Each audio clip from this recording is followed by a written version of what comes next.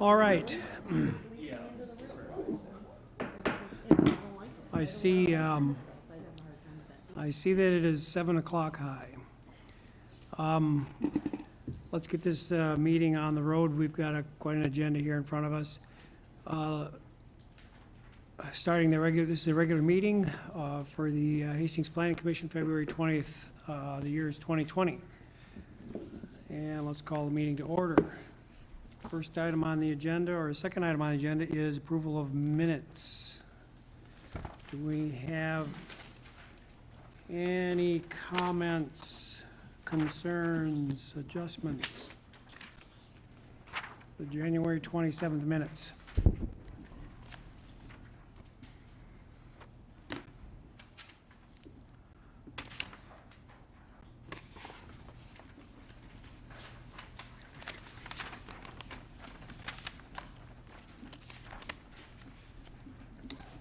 Hearing none? Wait, I got a couple questions. I got a question. I'm just Commissioner curious. Stephen Yeah. Go ahead. Yeah, thanks. I'm curious, is this, what does city council get from us, from this commission, when they have the things that have been with us? You know, when they get what we pass on to them? So you're talking about an item that you've made a recommendation on, what does the city council receive? Yeah, it was, sure, that's a Sure. good example. Yeah, they will receive the same report that we give to planning commission. We'll put a cover memorandum on it related to, you know, a summary of it and what occurred at the planning commission meeting. So they don't get our minutes? No, they don't get the minutes directly. We give them, there's a recap that goes out the day of or the day after the meeting, but we don't directly send them the minutes, no. So do they know how we vote? Yes, So they know the yeas and the nays? they do. And that's just something that you recap into a Correct. different form? So they never see our minutes? I can't say that they do or do not see that we don't directly send them to them. Sure. They'd have to dig for them or online or whatever.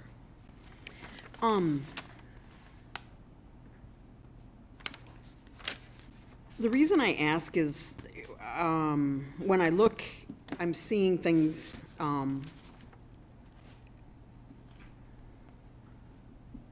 that I don't recall the same. You know, I don't recall, you know, like, for instance, it's number 3, going down to, I don't mean to mispronounce your last name. Mazzina? Say it again? Thank you. Where it talks about him, Commissioner Mazzina, did I pronounce that right? Messina. Is that right? Yes. Messina, thank you. It's, you know, praised the Vermilion Street Corridor study. He also indicated the commission should be focusing on the vision of the Vermilion Street Corridor rather than focusing on specific properties. And then there's mention of the lawsuit and the proposed ordinance amendment being 2 separate items. I guess I don't recall his wording being like that, because at that point, we had no knowledge of the lawsuit. But yet it says,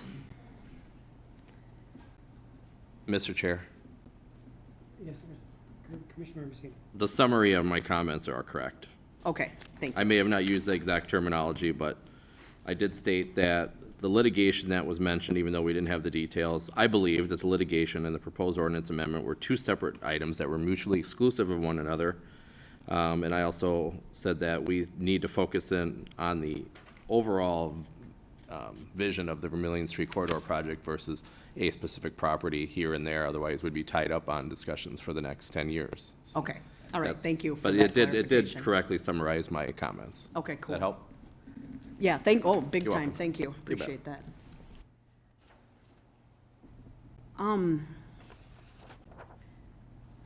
I guess what I feel like I just feel like it seems to me like it's quite vague, the comments.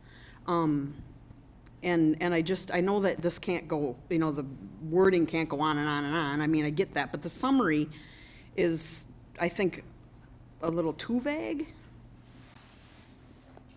That it doesn't, you know, like on the next page, where it talks about Hinsman addressed Commissioner Siebenhaller's comments regarding the proposed changes in the ordinance.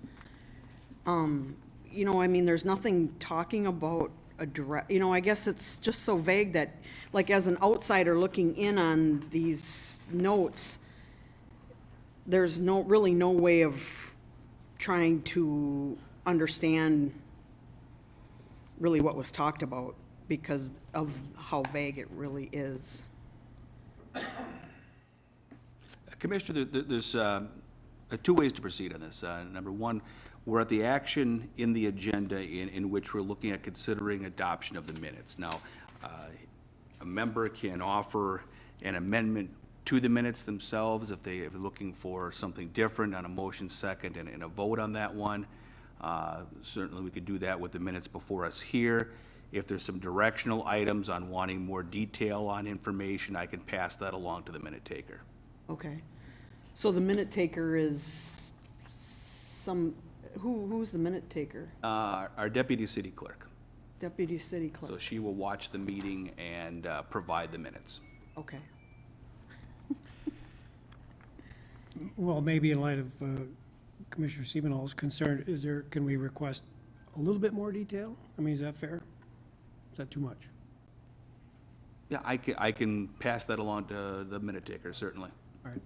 Are we satisfied with the minutes as printed and handed out here? Mr. Chair, I'll make a motion to approve the minutes. Motion's been to approve. I'll second. Second. All those in favor, say aye. Aye. Opposed?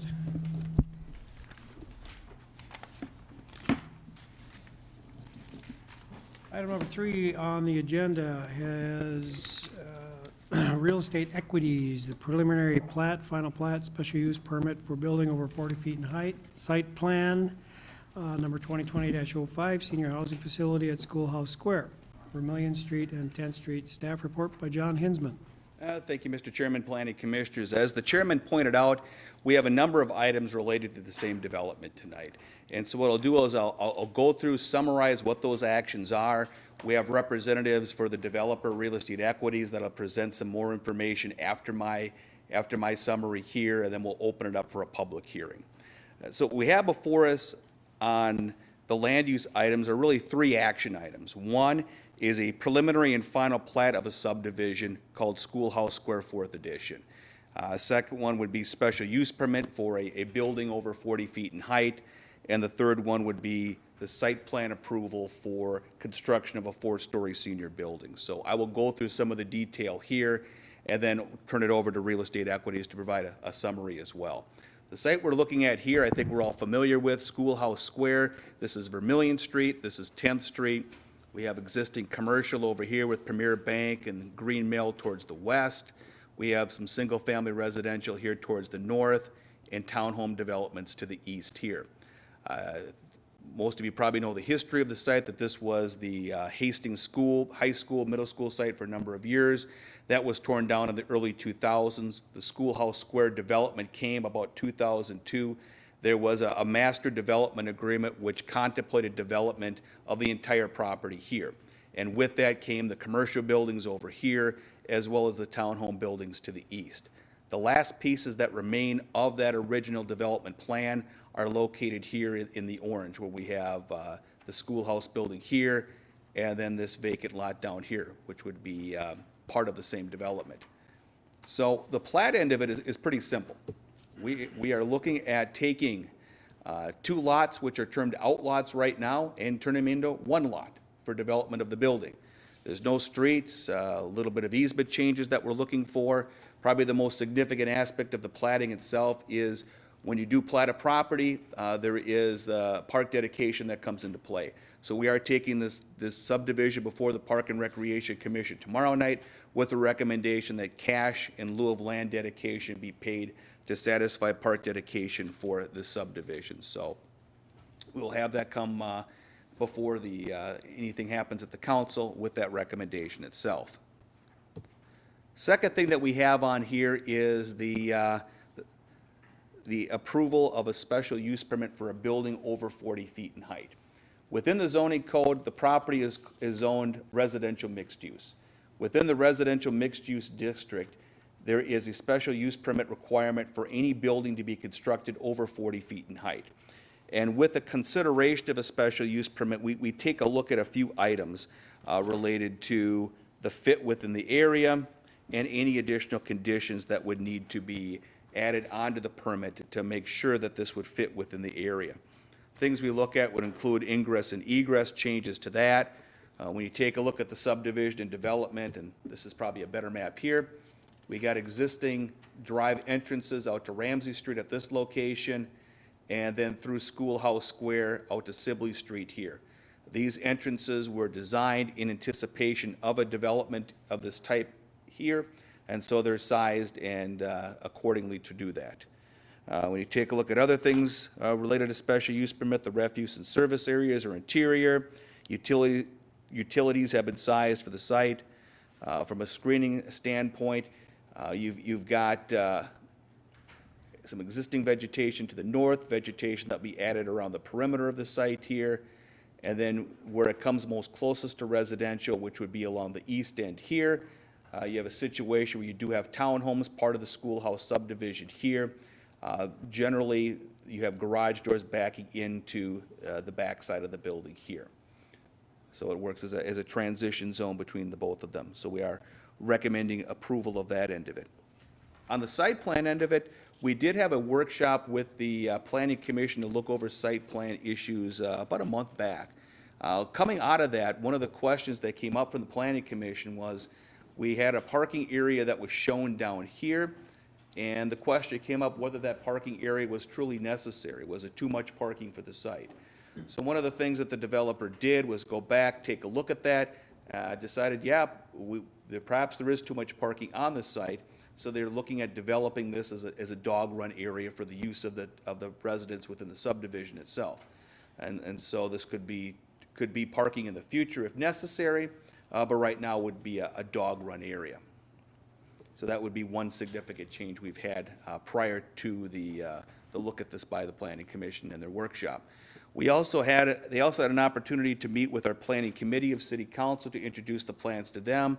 The Planning Committee was supportive of the plan, and they also held an open house last fall to introduce the concept plan to the neighbors there, and so we're able to do that as well. When you take a look at the subdivision, this is how it would lay out here. It would be a four-story senior building as shown from the west side of the property here, and the property drops down in grade about 10 feet. So when you get to this area of it, the grade elevation up would be about 5 stories, with the first story being an exposed garage area. That shows up better when you take a look at plans here. 4-story building to the south and to the west here. And then as you get down, this would be the view from the townhome areas, from their garages towards the development. You could see that the 4-story is a little bit taller to 5 because of this underground garage area that's shown here. So this would be what the subdivision, what the apartment would look like. The apartment itself would be a 90-unit senior housing development, and this would be designated for low-income senior residents. There is an associated TIF application that follows this. There is some action related to conformity with the comprehensive plan that I'll go over with after the land use items here for Planning Commission consideration on this. And so when we look at the site plan, we are looking at we have recommended approval of this. We do have some conditions of items that we would ask to be adhered to, and some items that would need to be added before final plans would be in a shape to be approved. So that is a summary of the request that we have before you tonight. At this point, I'll turn it over to Real Estate Equities to tell you a little bit more about the project. Thank you.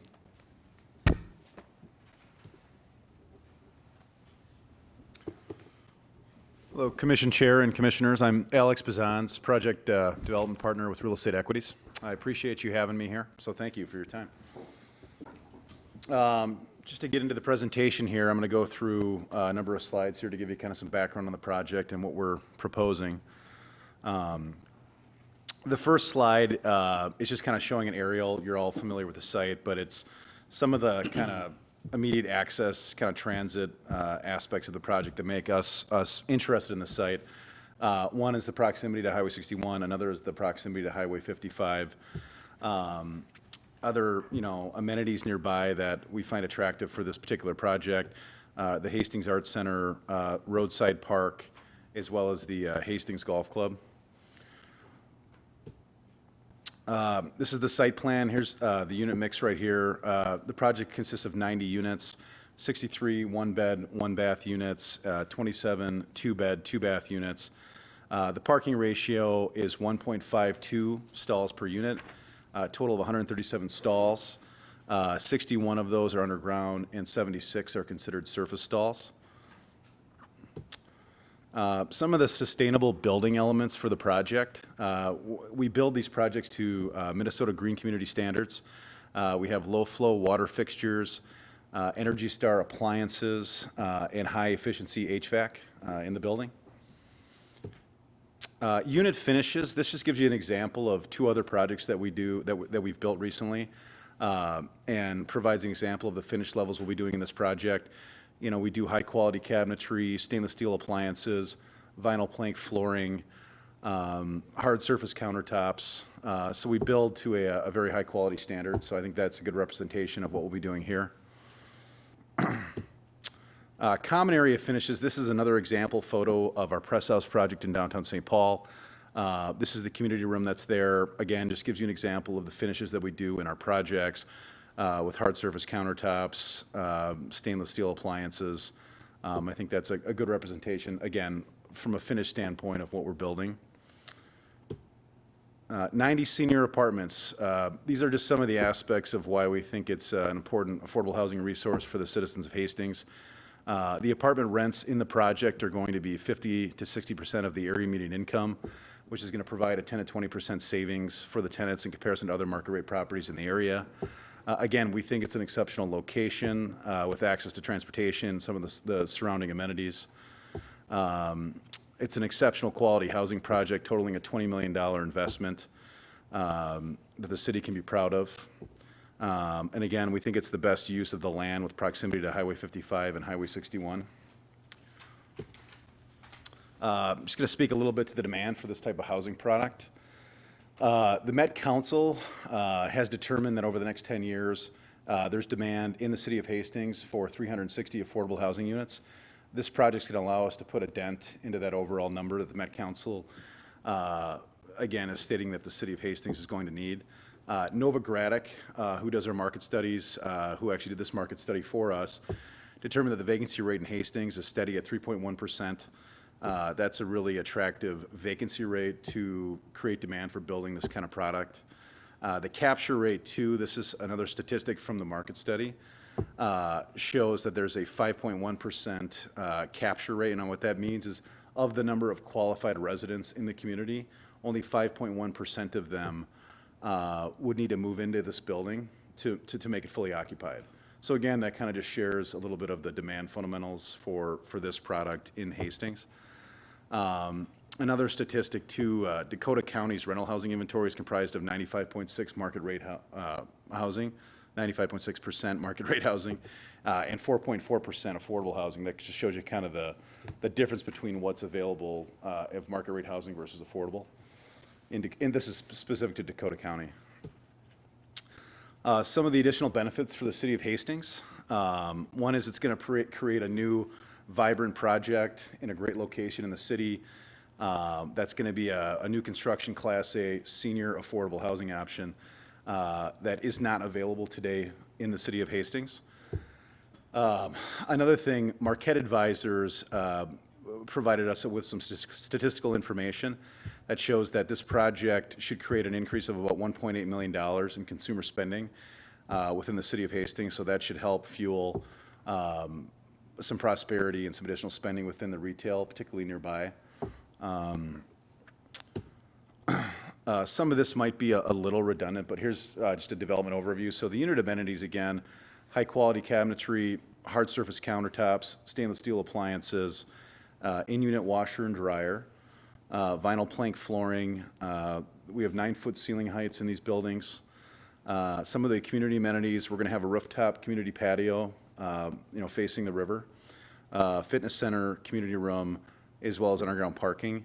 And one other thing I wanted to add is, we own and manage these projects long-term. We're going to own this for a minimum of 20 years. So, we take pride in ownership and management and are a long-term ownership group. So, and with that, I'll leave it up to any questions that anyone has for me. Thank you. Questions, commissioners?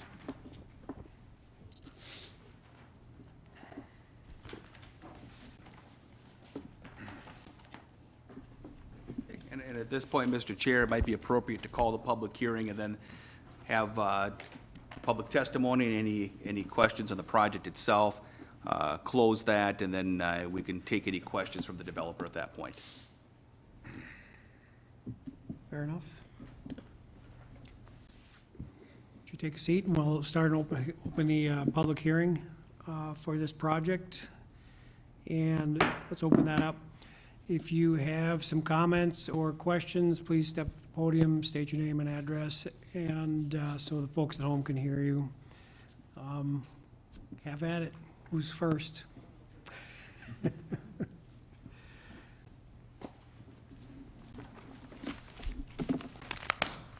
Hello, my name is Sonia Metzger, and I'm president of the Association for the Townhomes. When I bought in 2004, I was told that there was going to be senior housing eventually, someday, a 50-unit senior housing, nice complex. This is now 97, what is it, 90? 90 units. And have you guys seen the area where it's going to go? Have you gone to the lot? Pretty small. That's why they're going up. And the study that was done for the entrances and the exits, when was that study done? November of 2019. And that shows traffic. I'd like to see that study. I'd like to see who it was done by, what they followed, because I do not see how 90 units can go in there and not cause problems. Way, way too much traffic. The area is small, and Ramsey is a one-way street, and there's always parking on that one side of the street, up and down it. Also, we own part of that road in back, and I'd like to know how that's going to be addressed. Have you guys thought of that, or considered that, or? Part of that road, I don't have anything here. Part of that road between the townhomes and your parking lot is owned by us also. So that needs to be addressed. Were you aware of that? Do you want me to get up to speed? What I would suggest at this point is let's take the public testimony. I think the developers and the commissioners could take notes on any follow-up on it so that we can keep the conversation at the podium and directed to the commission here. Okay, and then one other thing, we were told that it was not going to be Section 8. And now it is Section 8? Yeah, What is the, That's a question, and we'll address it. okay.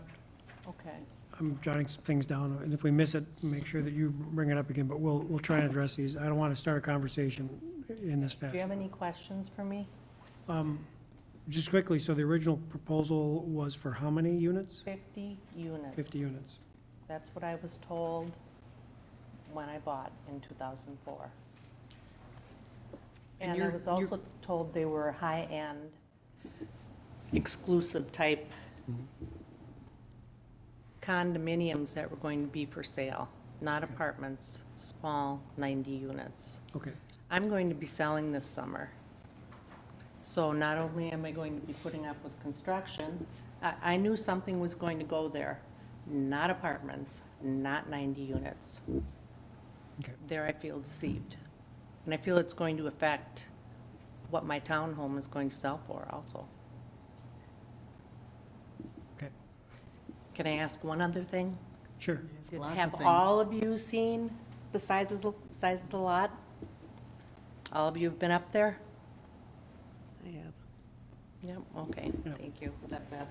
Thank you. Sonia, can I ask you a question? Those, Sure. those are built, what year were they built? Late 2002, Two, so you bought it in 2004. a couple years after they were built? Did, was some of them built at different years? Well, the structures themselves were all built about the same time, 2002 to 2003, but they weren't all finished inside. I didn't think so, okay. And then the housing market dropped, and a lot of them went into bankruptcy Sure. or foreclosure. And they were bought up by investment companies. But most of them are owner-occupied now. We've only got, The builder went belly up, yeah. yeah, okay. There are 3 rentals, otherwise it's all owner. Thank you. Thank you. Thank you, Sonia. Anybody else?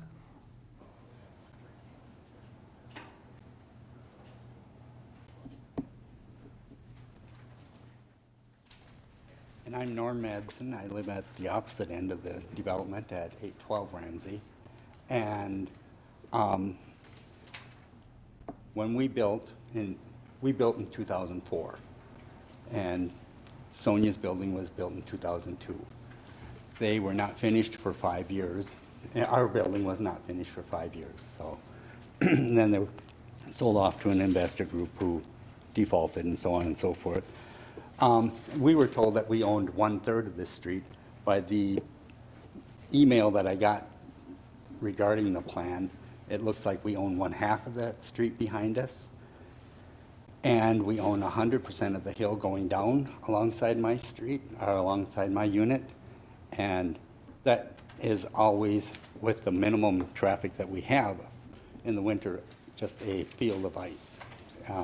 We spend $200 to $300, I'm also the treasurer for the association, so we spend $200 to $300 a year on salt and sand for that hill. For 90 plus additional units, I'm not going to be willing to spend anything for salt and sand. And then I have a question for the developers. You had the X number of underground parking. Where are the additional 76 above ground if you're turning that empty lot into a dog run? And then, no, I don't care. And then if you're turning that in, if you have a dog run, are you going to do DNA testing so that we know who's cleaning up after their dog and who's not? Because that has been an ongoing problem with the empty lot behind us as it is, just with 12 residents. So, and then what else did I have? Hey, Norm? Yes. Thank you for coming, by the way. That street, that little street thing that you're talking about to the north, that's a one-way, correct? I mean, No. Well, Is it two- I should say, Ramsey's is it- one way. no, I mean your little street, your little thing. It's two-way. They It's come in two-way. off of Ramsey or they come in off the So two Green Mill people Park. can meet at one time there? Well, yeah, Or you is may it have to get iffy? over a little bit, but yes, you can meet. So it's pretty narrow, and if they're gonna add parking alongside that, that's another question I had, so. Sure. Okay. Because it's going to be very narrow. And then in this email that I got with on page 2 of the adjacent zoning and land use, it says on the south that vacant lot was planned for townhomes. That's where they're planning the dog run. Correct. Where they also show the parking lot. Well, are there going to be townhomes? Is it going to be a parking lot, or is it going to be a dog run? You know, there's conflicting schedules there, so. And then on the third page in the tax increment financing application, it says future low-income senior housing. Is this subsidized housing, or is this just income-based housing? I'm not in favor of Section 8 or low income? And at what point, when they cannot find enough seniors to move in, do they find just other people, low income, qualified individuals? Thank you. You have this first. Yeah, okay, I think I got everything. I was just gonna make a comment too with the developer here. I think between the two of us, I don't know. It sounds like our list of questions is gonna get awful lengthy. Yeah, I've been trying to take notes. And I've been taking notes as well. If you have questions, yell at me. I can read. Do we wanna handle these one at a time instead of all at the end? It's probably the easiest way to do Right. it. I Okay. think I've taken pretty good notes so far. Right, so maybe we'll have you guys. And I'm come- not opposed to this development by any way, Okay. shape, or form. Okay. We knew it was coming when we bought and when we built there, so. Okay. Let's, Norm, maybe, you're done? I'm done. Okay, thank you so much. All right, thank Thank you. you so much. And maybe we'll have you address Norm's concerns now. And Sonia's. And Sonia, yeah, yes, now, please. Okay. Right, there's gonna be too many ends to keep track of here. Commission Chairman, Commissioners, thank you. I'm going to try to just address the questions that just came up to the best of my abilities. I think I wrote them down pretty well. So I think the first one related to the traffic study. So we had a traffic study done by a company called SPAC. They do pretty much all the traffic studies throughout the metro. Their study determined that the amount of traffic, like at peak hours, was, I believe, 20, maybe 25 stalls per hour, which, per their study, is a pretty low amount of traffic of additional cars.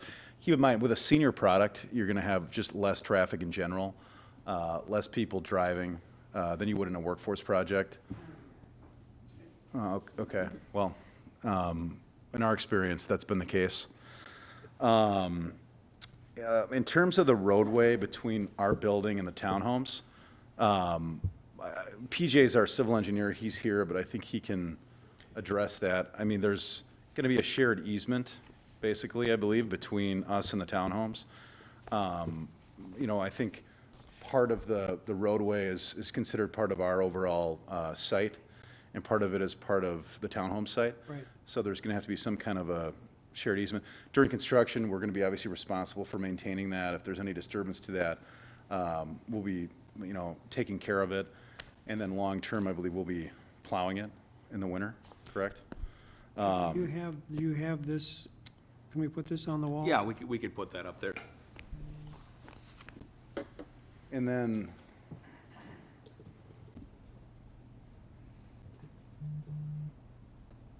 That's cool. yeah, that's, Something like this. yeah, that's actually really helpful, I think. So is that dotted line, PJ, the kind of delineation, or? It's not, scale's not really good there, but it is there. Can't see, but it's that solid line right Right there. here's kind of going off this, splits Yeah, the and drive you right can use now. the mouse over here too, if it's Okay. helpful. Could we ask for the color one, so it's easier to see in the audience? Color, sure. That one has. Yeah, this is not, That green line is probably the property line. yeah. It's close, yeah. Center line. Okay, thank you for clarifying that. Is that two-thirds, or, because we were told that the developer owned two-thirds, we own one. And, it's hard to know. The One property line is third. pretty much almost centered on the drive right now. There's about 12 and a half feet, 12 feet on your side. It'll be, just to even it off, it'll be 13, 14 feet on our side, plus then the additional parking stalls.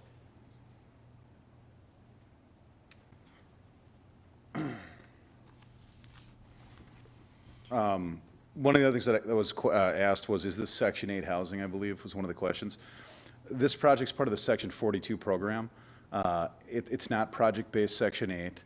Our building's going to be limited to a certain age group, so we're not allowed to have anyone that will live there under the age of 55. So we have age restrictions, and what we have is we have income restrictions tied to the project. So, what this project is going to allow is for seniors within the community that are on a fixed income, they're going to be able to move in there and live there.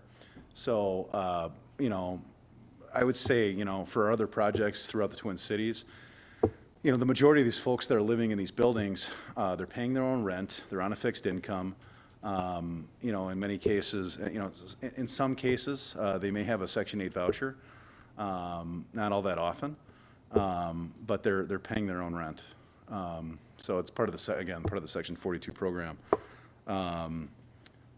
Those were the things that I wrote down from what you had said. Did I miss anything that you had addressed? You haven't really said what those rents are going to be. Yeah, no, for sure. I have it actually on a sheet here, if you just give me a moment.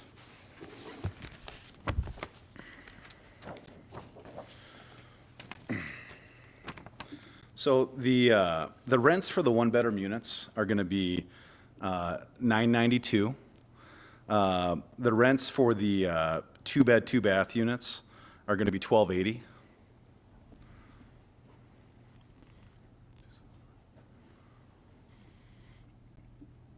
That's kind of high for Hastings, I think. Two one-bedroom. What's that? Yeah, so we've done a deep dive on the market study. We've looked obviously at comps in the area. And we feel pretty strong that this is a competitive rent for this product type and that there is demand for it, so. So we've covered the street, the back street issues. And you folks at home, you know, in the audience too, this drawing, I don't know if you have access to this or you didn't, so I can maybe bring this around, but it looks like the property line goes right down the middle. So I don't know what's paved out there as far as your existing driveway, but maybe it's, you think it's paved past the property line or? Yeah, probably. I mean, what they have now is maybe more than what they own? Or don't I we would know? imagine that's the case, Yeah, I Mr. would. Mr. Chairman. I mean, when the project was set up here, I mean, people that have been long-term owners of the townhome development recall that there was a first lift that was done there for years, and you had the pipes and the curbs sticking up because there was a anticipation that this next project was going to come in close succession to it. So the road was put in anticipation of that coming pretty close to after the townhomes. But of course, it's been years later that this has come forward. So the short of it is this driveway coming in there has joint ownership of it, but there's going to be cross-access easements, which means there's going to be ability, maintenance responsibilities and access responsibilities by both parties to use it. From, There was never a second lift put on that street, and how do we as an association, considering we'll have minimal use in comparison to, can we just give them the access to that road? I mean, just let them be responsible for it?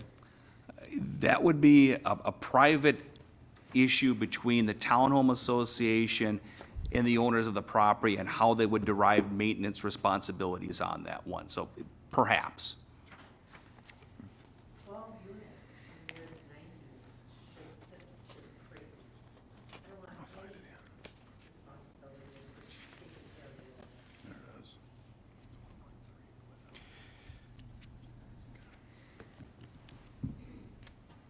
and then I had a note about the south lot, which now is becoming the dog walk. That was probably originally platted to be more townhomes. You know, this whole thing has changed some complexion here with you know, the advent of this project. So, you know, the number of units have changed. We're not seeing the townhome layout that you expected. But I don't know if there's anything as far as, there's already trouble with dog walkers out in the open field. Well, there won't be an open field anymore. And Mr. Chairman, I could address that too. I think the question coming up here is, could this be developed as something, as homes in the future? Because originally this was designated for townhomes. The answer to that would be no. I mean, there's a limitation to the number of units that could be constructed at Schoolhouse Square on that. So that would be capped out with the approval of this. So they would not be able to develop that into any further housing. How from 50 to 90 units, there's a cap in that space, and they were gonna put along 10th Street, and then there's gonna be 15, and Yeah, the question that I'm hearing here is dealing with the density of the development, what was originally conceived, the density caps that were on there for the number of housing units and what we have today. When we had this original plan go forward in 2002, 2003, there was a development agreement that was signed for the whole area that set the maximum number of units, residential units for the property, and I'm looking to find that right here. And I think that was 72 for the entire area. Yeah, for the entire schoolhouse square would be 72 units. There was ability within that development that they could move units around from one to another. 84 is what they had. The original agreement was 84 units. They've built 12 units with the townhomes that came after. So right now, under the existing agreement, they have the ability to construct 72 units. They're coming forward with 90 units today. One of the requirements that they would have is they would need to, the council would need to be agreeable to amend that development agreement to contemplate the other 18 units, so that they could build the 90-unit building that they are proposing to construct today. Now, the development agreement that we have here is more restrictive than the zoning code that we have in place. The zoning code would actually allow for many more units within there. But the development agreement was put in there to provide some cap beyond what the zoning ordinance would have.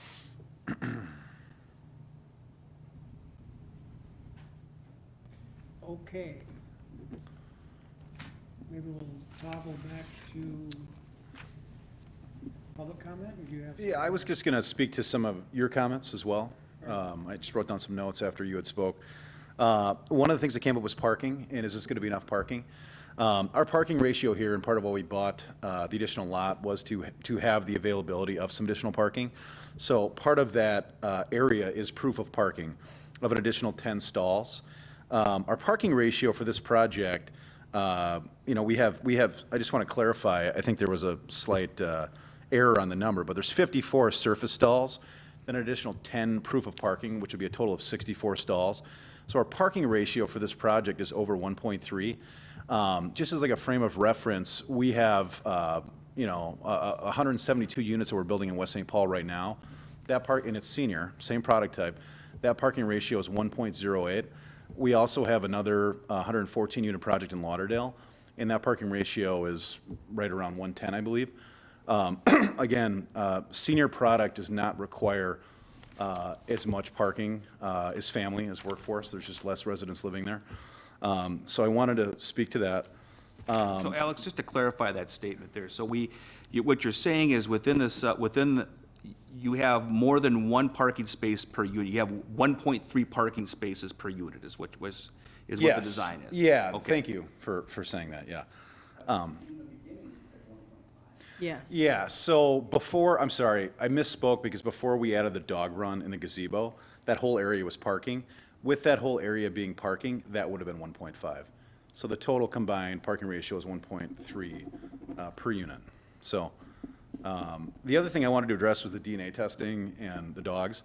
So we use a company, it's called Poop Prints, actually, for all of our properties where they do DNA testing. We would use them here. We use them everywhere.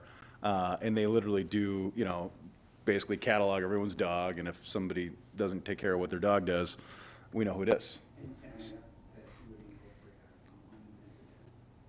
Yeah, yeah. Yeah, I mean, I think that's fine, yeah.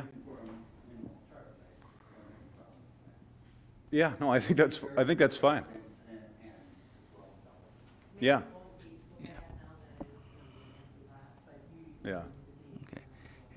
Really? And folks, I just want to remind that we want to be able to keep the conversation at the podium here, because we are recording this, and we want to be able to keep comments at the podium, please. Thank you.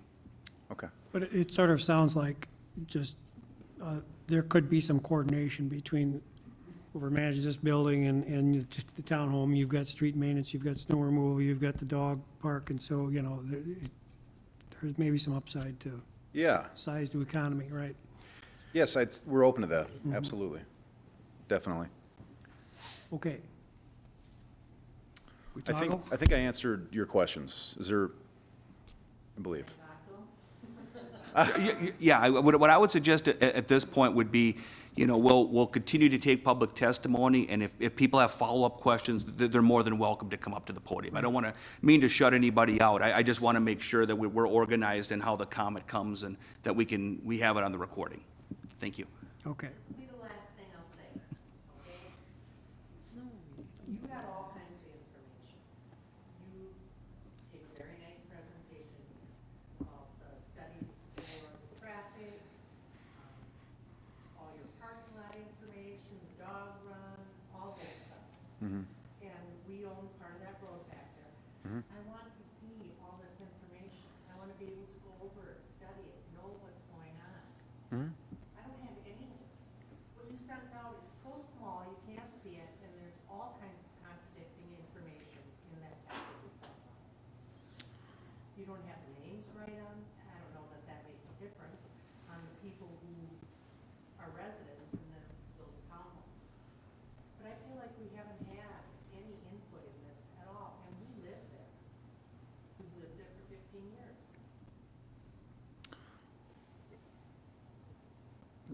Want me to speak to that? If you want to. Share your information. What I would say is, like, we're happy to share information, generally speaking. I mean, like the traffic study, if you had an interest in seeing that, I'd be more than happy to share that. Maybe that's already public information, I don't know. Yeah. But yeah, I'm more than happy to share information that, we want to create, obviously, a good relationship with you all. I know this is, a big impact to where you're living, and you guys clearly care about what's going to be built there. And what I do want to just reinforce to you guys is we build a really, really nice product. It is a Class A, very high-quality, multifamily project that you guys will be proud to live next to. I promise you that. It's a very, very good product. And we take pride in our ownership and management, and we'll take care of the project. So we'll be good neighbors. Yes, we're required to own the project for 20 years minimum. So, we'll be long-term owners. Anyone else from the audience? Please come up to the podium. Okay, yep, one at a time.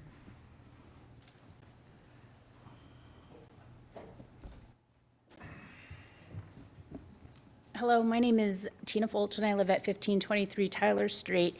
I'm a council member, and I represent Ward 1, and so I'm here this evening to hear the concerns of my constituents, but I have my own concern, and that has to do with the parking of the entire complex. You had said, I think this is right, the 137 stalls will be made available. And I realize that this is going to be senior housing, but I would really appreciate it if you would consider making sure that the parking areas are electric vehicle charging station ready. Because if you're going to be owners for the next 20 years, what they're predicting in the next 20 years is that half of our vehicles, our passenger vehicles and such, will actually be electric vehicles. And so all studies are showing that the best practices are to make sure that you have the electric charging station infrastructure already laid, within these kinds of parking structures in advance, because it's a lot more cost effective to do so rather than having to retroactively go in. And so some of the recommendations that I've seen is that a minimum that 3% of the parking stalls be made EV ready. And so I would like for you to, take that into consideration, because I think it's really imperative that we start thinking to the future about what our vehicle fleets are going to look like in the future, and then how that's going to be impacting our community. And if this building is going to be here for the next 40 to 50 years, I would hate to see that the residents that live in this structure, that they're not able to take advantage of, renewable technology as it becomes more and more cost acceptable for people to be able to purchase them. And so that's what I'd like to say, and I'd also like to say to the Planning Commission for you to also think about these types of matters when we're looking at large parking structures, and that we're thinking forwardly about how it is that we should be planning for the future. So, thanks. Thank you.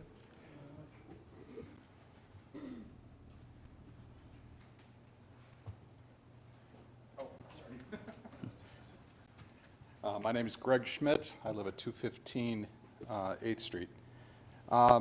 The density issues that are being raised, we went around a long time on maximum densities for this entire development, and the traffic studies at that time supported that on those roads. I don't imagine that those roads have changed a great deal. We're adding in now 90 units.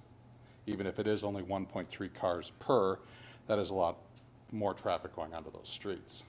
The second is the cap that was placed on those properties, or the entire development, you know, that was a hard cap at that time. Now we're 18, 15 years later, and we're placing a new hard cap that is at least 18 units higher, and there's still room for development in the future.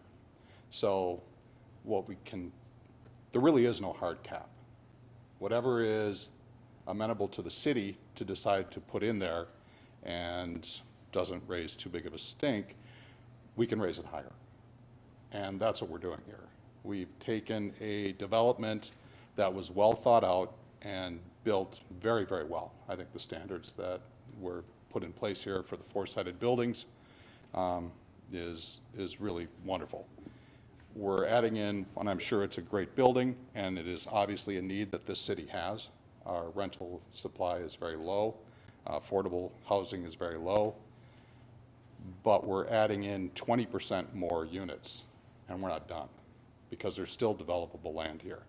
And a dog park is great to have, but when somebody owns that and knows that they could develop 10 more units on there, and the city has a need for more property, well, I think we can fit 10 more units there. And so I would be very concerned to say that we have a cap that can't be exceeded, because we're already exceeding a cap we said couldn't, and we're going to do this again. And I just think this is, we have to set, I don't see any way that you can set a hard limit to this until it's fully developed.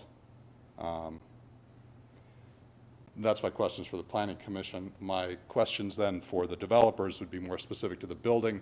That's a roughly 60-foot wall on the side facing the townhouses, and a 44-foot wall facing the other side. Senior housing typically has more lighting. Seniors are a little more concerned about security.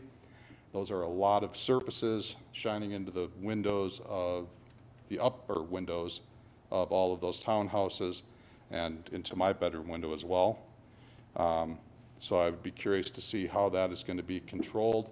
The plans for trees seem to guard the residents in the gazebo area and screen them very well from the neighborhood so that they don't see into the neighborhood, but there doesn't seem to be sufficient enough for screening the neighborhood from seeing the large 40-foot wall. So I wonder if you could address that as well. And those are the two primary questions that I have for it. Thank you very much.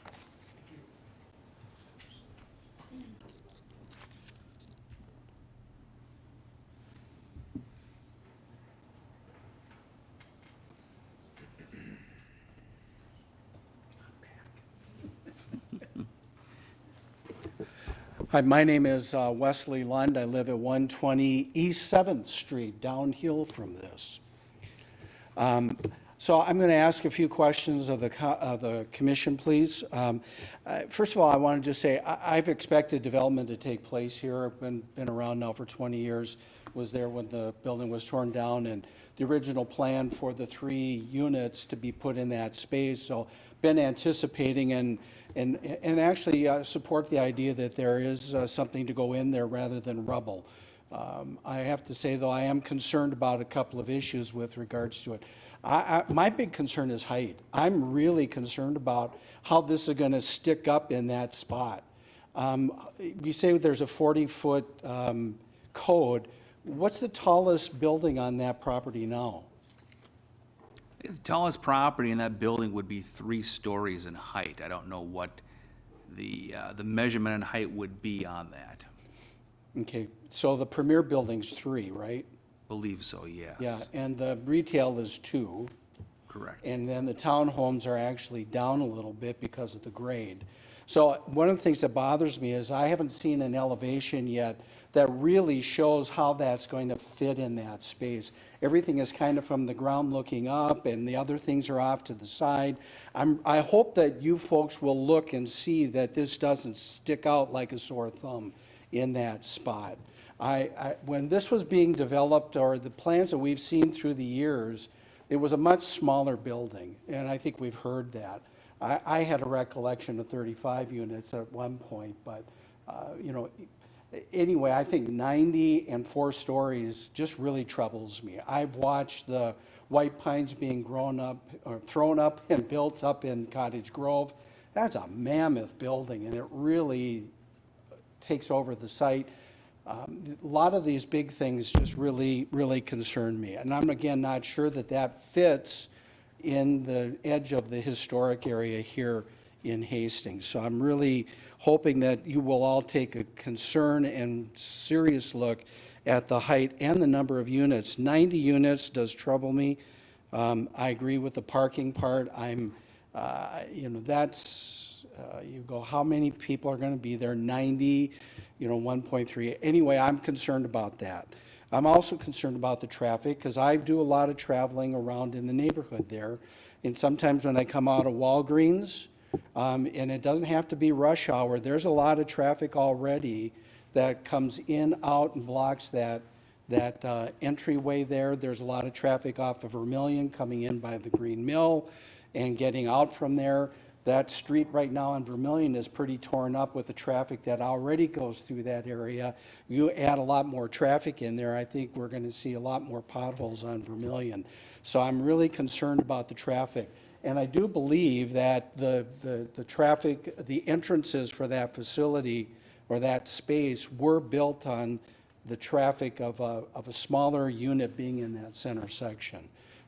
I'm with my dear friend over here. I'd like to see the traffic study. It would be great to be able to understand what goes into that, to know if what satisfies people to be confident that we're not going to clog that area. The other thing I have wondering about the 90 is, you know, what is the demand for this much space? We have, like I mentioned, we've had a lot of growth up in Cottage Grove right now. We're building a new place over here off of 46 and the river. There's a number of different things that have gone up, and I'm wondering what the demand is going to be for this at this point. I'm not sure about that, and like it said, we're left with just not much information really having been presented to us to be able to make those kinds of decisions and understand it. The other thing I'm concerned about is runoff. I am downhill from this, and I'm paying a runoff fee. The city's found it convenient to bill me a runoff fee for my little square on the corner there, and I'm wondering what's going to happen about runoff for this, and how is it going to be cared for, and how is it going to be paid? I would be concerned if I were those townhomes as well, what kind of future assessments might come their way because of this building. I hope that that's a consideration as well, particularly when you're thinking about the streets and whatnot. And the last thing I would ask the commission to be sure about is, and I get the sense that this hasn't happened, is have those townhome neighbors been surveyed? Has there been a clear opportunity for them to both hear what's going on and to also voice how they feel about this 4-story building going up in their backyard? So those are the questions and concerns that I have, and I'll leave it to your wisdom. Thank you.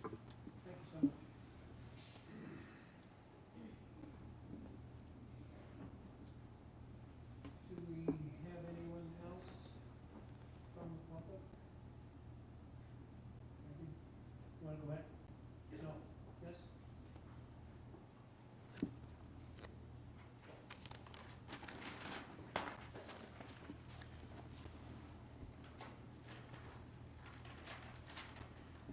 Hello, my name is Tom Cousin. I live at 805 Ramsey Street, right across from the development. My wife and I have lived there for the last 26 years. So we've seen a lot of change there at the Schoolhouse Square from when we moved in, and and I was working night shift, and the school bell would ring every hour and wake me up to the development of the townhomes and cancellation of the bigger plans for this building originally, just due to the downturn in the market. I don't have a problem with the building. I think that's great that we're going to get some senior housing in there. I'm very appreciative of the fact that you're going to have underground parking. That was a big concern of mine. That's going to take care of a lot of it. I do wonder about the width of the road as far as emergency vehicle access. I know that on the original proposal, there was some discussion with the fire chief and the fire marshal at the time for access due to the larger building and getting the boom truck, well, at the time they just had the ladder truck. They've got a newer truck now at the fire station. Being able to get the emergency vehicles back there, being able to access, obviously, a higher building with fire equipment. And I guess probably my biggest concern, though, with the building is the 90 units as far as the traffic issue. Ramsey Street has a lot of traffic on it. With the one-way, years ago, they put in a stop sign down at 6th Street because people would jump over on 4th and hit about 60 miles an hour before they got to 10th. So they tried to slow them down. But I'm right across from the access to Ramsey Street. And with 90 units, we're going to see a lot of traffic there. I'm hoping that it's not going to be an issue, but I do know that's a very narrow road. As our neighbor said, it's a very icy road. That's a constant, just trying to, decide to go for coffee or ice cream and walk up the hill. It gets to be a challenge. But I do know that 90 units, it's granted, I understand as senior, they're not going, well, there's some debate on how much driving is going to happen. But that is a big additional increase in traffic in that area. And that is a concern. And I'm not quite sure. I mean, I know there's traffic studies and whatnot, but I do hope that is something that is looked at closely because there is a potential for problems, and obviously we want to address that on the front end versus on the back end. So, thank you. Thank you, Tom. Maybe you have the developer. I've got some notes. You got some notes? Yeah. So I took some notes, and maybe we can kind of share notes to make sure I address all these things. Traffic, maybe with traffic. I know the study's been done, I but think I'll start off with the electric car Go for it. comment from the council member. So the answer to your question on that is we can absolutely address that. What we can do is provide the infrastructure via conduit for electric vehicles in the future. We can do that in the parking areas. We can do that basically in the public access areas for parking as well. Dave Mork here is our architect. Has been designing all of our buildings. I don't know if we've been doing those in other projects. Dave, you could probably answer that actually better than I could. Clients where we do prep, like in the garage especially, conduits to places. And it's easy enough also to, as he was saying, provide conduits out to some stalls, whether it's to the west parking lot or to the east for that future ability to make it less of a cost item to upgrade to the real system. Wonderful, thank you very much. Yeah, yep. So hopefully that addresses your question. The next things that I wrote down here, one of the things that kind of came up was just the discussion around developing the site and, future development, or, if we were to go in for some kind of a variance or something, which was kind of what I was getting from the question that was coming up. One thing I would speak to specifically is, the far north side, off of 8th Street, there's like a 16-foot grade differential there. That site's really not developable. I couldn't imagine doing something there. We initially were thinking about what could we possibly do with that, and it's a very difficult site to build on. And then, as they said, I mean, the lot that we are purchasing with the dog run, you know, that's going to be an amenity space, and that's going to be additional parking to the extent it's needed. So that's kind of a safety net for parking to the extent we build this product and there's a limitation on parking, or for some reason, you know, which we strongly feel will not happen, we'll have an additional area to put additional parking if we need it. Did you want to address something specifically? I'm just kind of going through my notes. Do you have any lighting plans at this point? Yes, so, Dave, do you want to actually speak to that, or? Hey, Dave, can you come? Why don't you stand up, Dave? Thank you. So I'm Dave Mork with Cost Wilson Architects. And the zoning requires a limit to light spillage outside the property line. And in today's society, we downlight everything to limit that. And so in the package is actually a photometrics that lays out the site and what happens at the boundaries. And so we have addressed that. Okay. Does that show of hands, shake of heads? Yeah, so essentially, what they do is they do calculations based on what kind of lights and what kind of shades and bulbs they use, and measure the light in the lot at different points. And the city actually has a regulation or a statute that limits how much light can leave the property lines. And so it's in a quantifiable number. What is it at? Do you know the spec? I do. Next to residential, it's called 0.5 foot candles is the measurement. That's the maximum illumination that could be at the property line residentially. Commercially, it's at 1 foot candle. John, do you ever go out and measure? We can. We've got the ability to do that. Yeah. So we don't ignore that lighting thing. That's a real issue, whether it's a new gas station or a development such as this. The photometric plans are always submitted and adhered to. What else did I have? Stormwater runoff, can you talk about that? Yeah, I can speak to that, and PG, our civil engineer, is here as well with Laux Associates. What we have for this project is underground stormwater retention. So we have, correct me if I'm wrong, two. We have an underground stormwater infiltration tank system that's gonna be underneath. There's a tank that's gonna be underneath the parking here. Underneath the parking here, it'll be combined. We do have soils that do allow for infiltration, and our discharge rates leaving the site are less than what the existing are for the 2, 10, and 100-year storm event.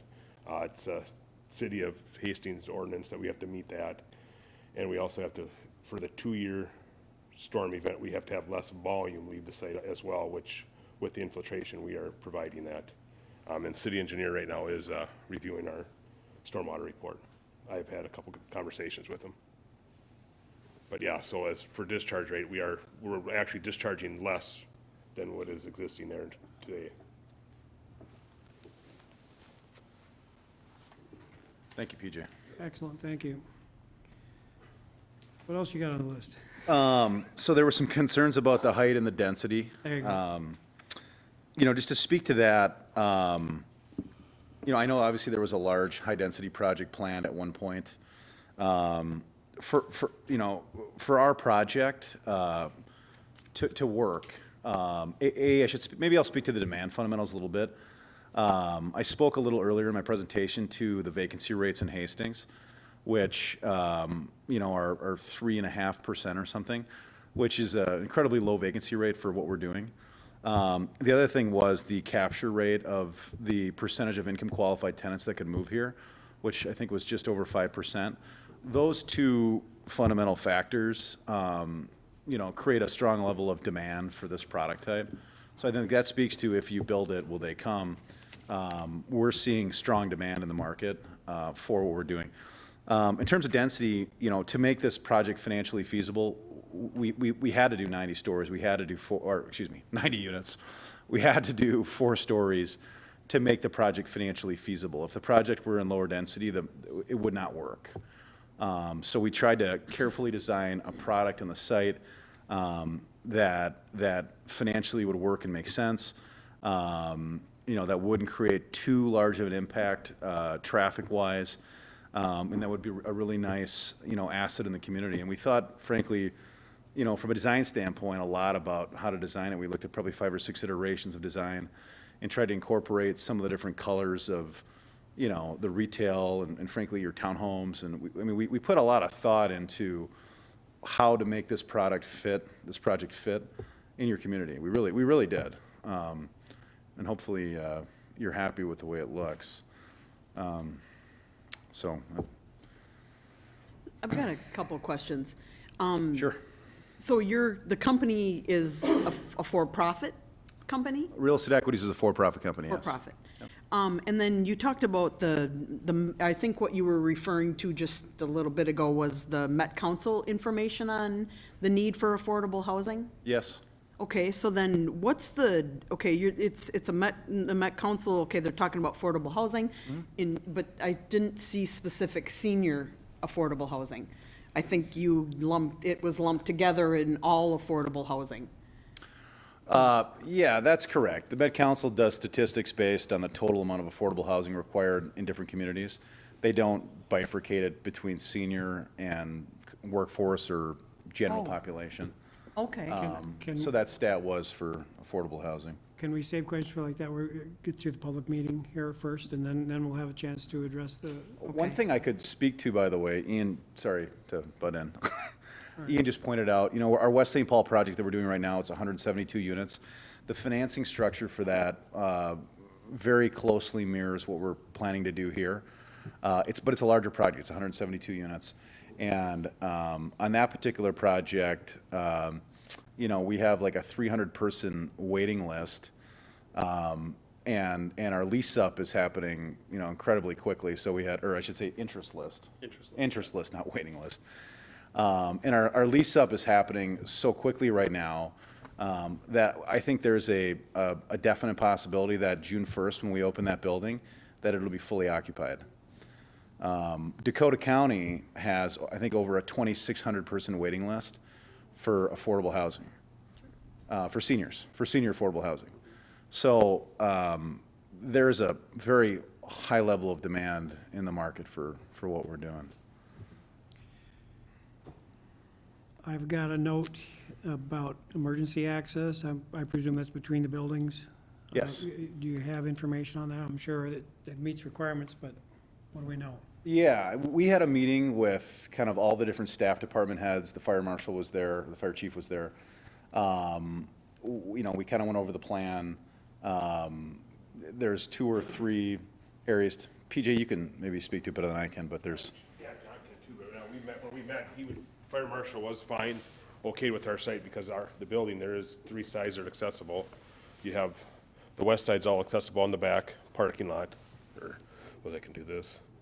Then you have the south side, and then this side here is all accessible, and he stated he was fine with the current access, and if we need to, we can provide a truck turning exhibit to show that how a fire truck would be able to drive through this lot if needed, if something the city would like us to do. We do it all the time, so it's not a big deal issue. Yeah, and I can concur with the development team that we've had our fire marshal review this, and his comments are correct on that one.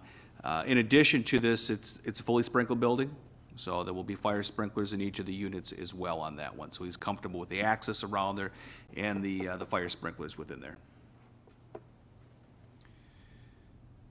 So then I'm showing too something about feedback information or feedback loop for the town owners. Wasn't there a public meeting earlier? Yeah, there was a neighborhood meeting a few months ago that was held, where we listened to a lot of your comments and tried to answer or integrate as many of them as we could into the project that were feasible.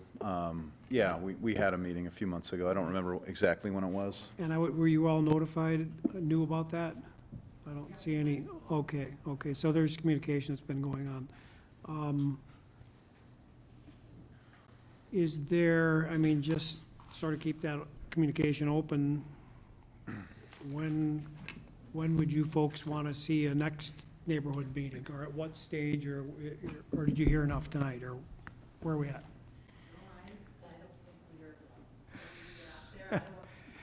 Yes, please. Go for it. We want to, yeah. We'd like to see plans, and we'd like to see these studies. You know, we get this little packet of information in the mail, and that's all we get. The traffic studies? Yeah. I also want to remind you guys that, that Catholic school is there, not even 2 blocks away from this exit. So traffic is a huge concern. Yeah, I would like to be able to work with these people on, we've got to figure out the street since we own part of it. The back road, yeah, between the 2 buildings, yeah. Yep. I don't think they're here to hide anything. They're here, what? I don't think they're here to hide anything from. I hope not. All the drawings are on the city packet tonight, Okay, that's posted, What was that? so all the drawings. Yeah, I gotta concur with that. All the information that we have that the planning commissioner is reviewing tonight, it's all on the city website. So everyone has access to what the planning commission is looking at. That includes all the plans that we've shown up there as well. So you can take a look at that as well. The traffic study is not up there, but I certainly can make that available. also, when is this project planning on being started? Has to be approved.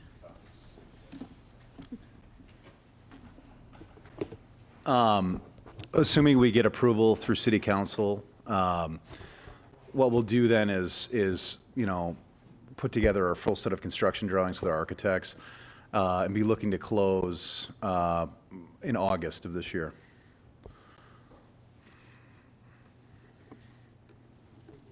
So does that mean you'd be digging the ground? Yeah, in the yeah, and we fall? would start construction immediately after closing. So potentially Yeah. as Yes. early as, yeah, That's correct, yeah. as early as. Any other questions, comments from the audience? Thank you.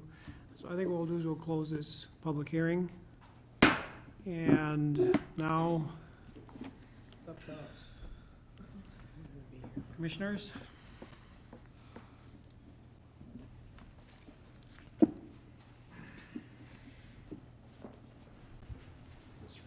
Mr. Martin? First off, just want to thank everyone for their testimony tonight. In respect of time and other items on the agenda, I'm going to keep it short and succinct. Brought my computer tonight, which is helpful. I was able to go back and find the original plans that were approved April 17th, 2006.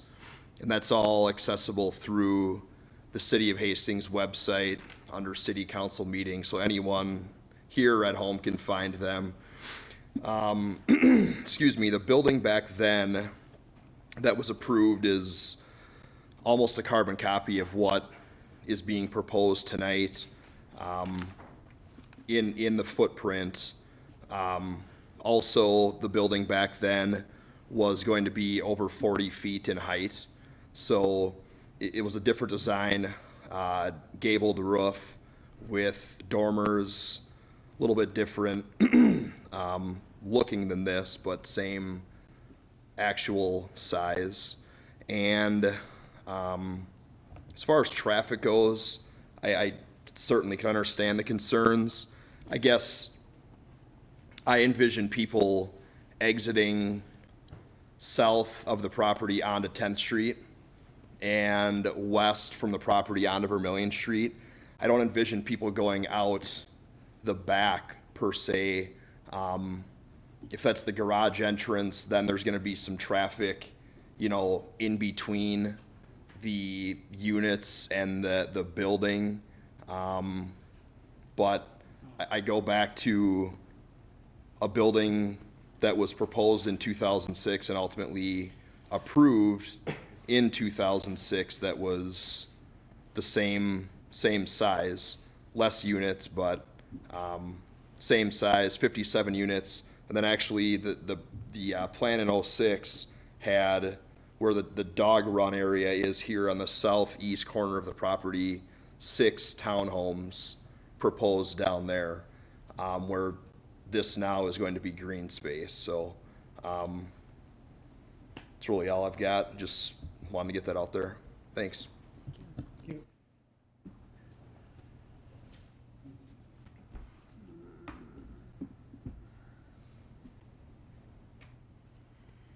Questions for the developer or John?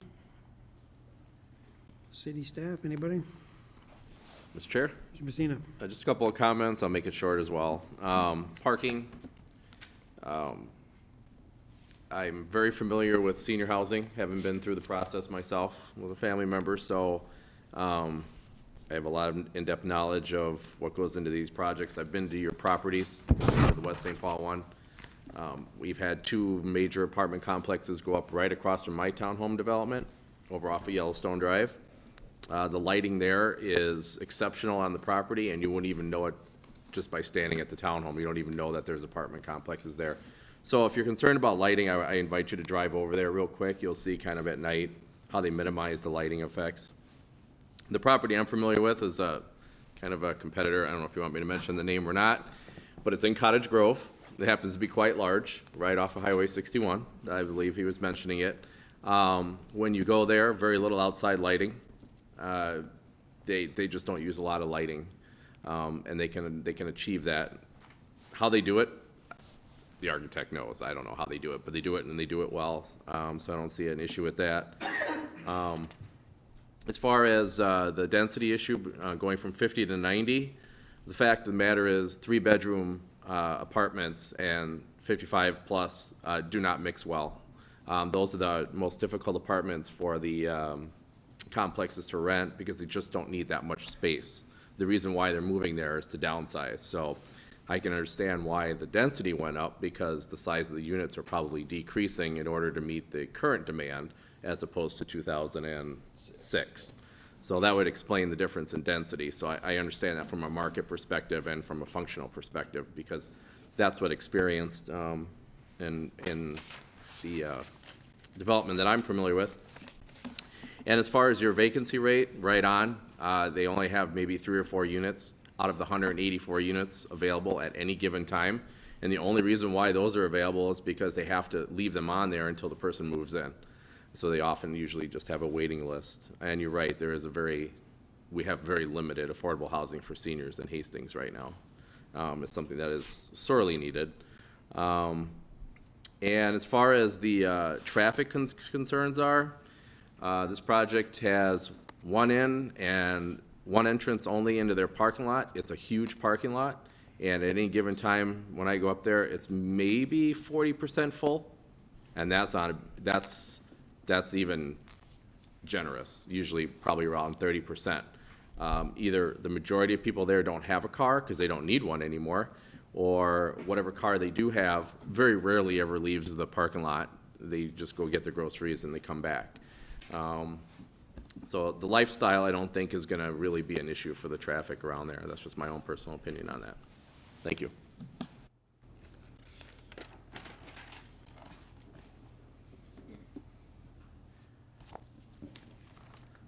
Question for you, John. More about procedural here, but we have another public meeting, and do you want us to finish addressing this particular project prior to the next public meeting, or back-to-back public meetings, or? Sure. Mr. Chairman, what we have before you right now in this section would be the 3 land use related items, which would be the plat, the site plan, and the special use permit for construction of a building over 40 feet in height. What I'd ask is that you take consideration of that at this time. Those can be separate motions on that. We do have an item related to conformity for tax increment financing districts. I'll provide a brief summary of that application request following the actions here for your consideration. Okay. So I would suggest that we do these things one at a time here. Maybe looking at the preliminary and final plat of the schoolhouse square here. as proposed. Mr. Chairman, I will, excuse me, I will note too that within each of these actions, there are recommendations and conditions for recommendations. So I would ask that you review those, and if you are acceptable to those in making a motion, that you include those in your motion. Thank you. So I've got a question. Tell me if I'm right. No, yes. Your question to John was, do we finish this agenda item, or do we do a public hearing on the next one? And we're finishing the agenda item. And so we're finishing the agenda item. Okay, so then I still have questions, so, Fire away. or comments. So I'm not ready to take a motion or anything. Okay. Okay.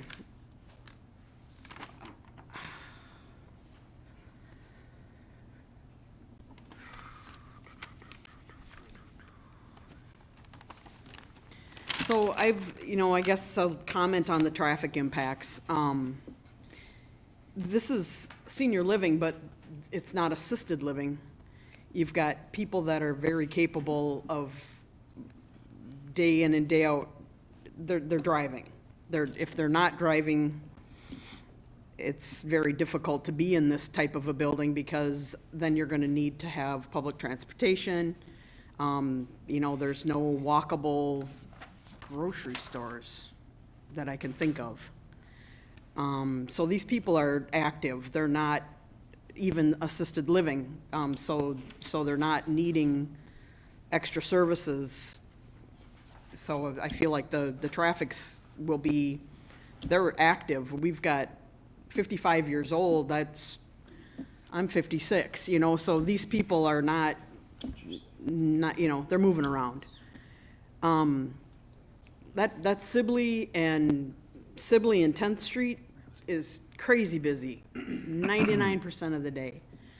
You got Speed Manufacturing, you got Treasure Island Casino, you've got the, Walgreens, you've got the coffee shop, and you've got the bank, and you've Green Mill, and so like I go to Dunn Brothers all the time. I strategically plan how to get in and out of Dunn Brothers, because you can't go one way. You know what I mean? You're not, those people are they don't have choices. Every way in and out is busy. The place that, I think does the Townhouse Association own that street that's access to Ramsey Street? Commissioner, yeah, they have ownership in that. I believe the line of ownership is splits between the Townhome Association and the owners of this property. Okay. So it's jointly owned, and there would need to be an agreement that there'd be joint access, joint maintenance on that, as well as a condition of the approval. Okay, so then the road that's behind the townhouses, that is owned by the association, or is that another joint situation that they have to agree? Yeah, it would all fall under the same here. I think that one is gonna be owned by the Townhome Association. If you're talking about the northern entrance drive onto Ramsey Street, yes, I believe that's owned by the association. There would need to be the securing of access rights to use that. Okay, so the Townhouse Association could decide not to share. Well, I don't know if that's the case. I think the owner of the property set it up in such a way that that there would need to be shared access right between both facilities. The So owner the set that up? original owner developer of Schoolhouse Square. I'm looking over at Mario there. I mean, I believe that's the way it was set up there. There's joint access between both of those developments. I'm seeing a head nod on there. So prior to when the schoolhouse site was the schoolhouse site, before any subdivision came for the schoolhouse development project here, there were access rights that were memorialized in there so that the owners and the future developers of this property would have access through the townhome property. Okay, so there's wording in that is controlling what the Townhouse Association can and can't do with those driveways and access places. Correct. Because I think of those townhouses and I think about people moving, and you bring a moving truck. Where's the moving truck gonna go? The moving truck is gonna go on Ramsey Street. The moving truck's gonna go in between this building and their driveways.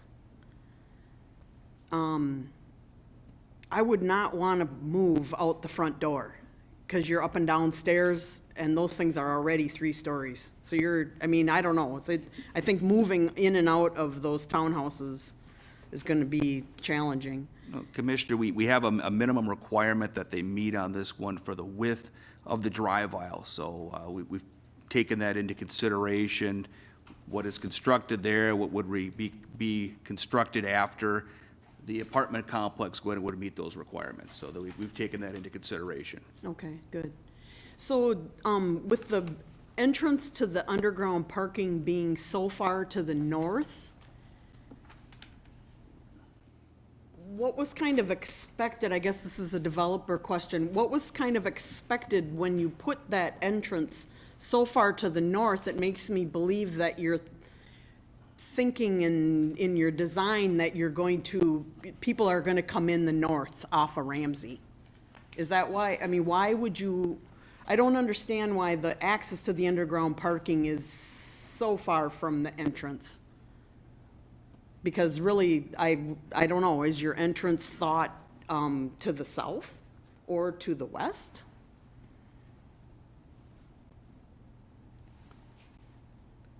Because I visualize, you're gonna have cars coming in and out of the underground parking.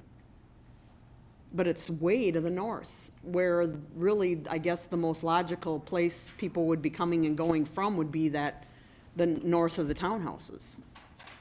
Is the entrances to the left, or, to the east, and to the north third.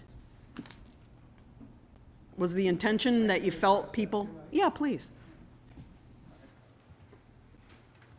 So the reason for the garage entry being slid up toward the north on the east side is all about grade access into the garage.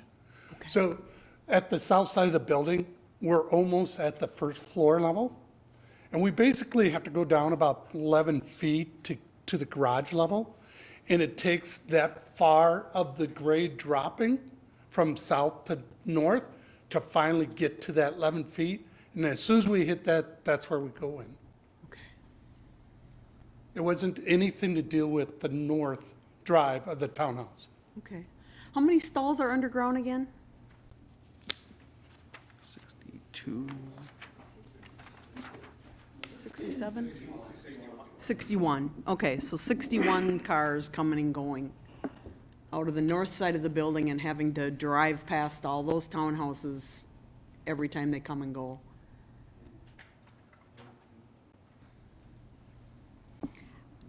I'm concerned about the height. I went and looked the other day, and clearly the Premier Bank building, it's gonna tower over the Premier Bank building.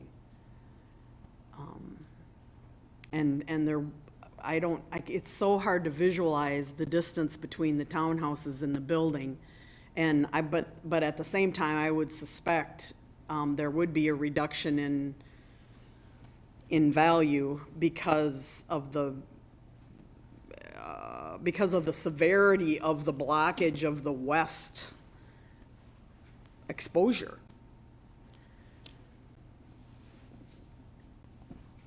So that concerns me.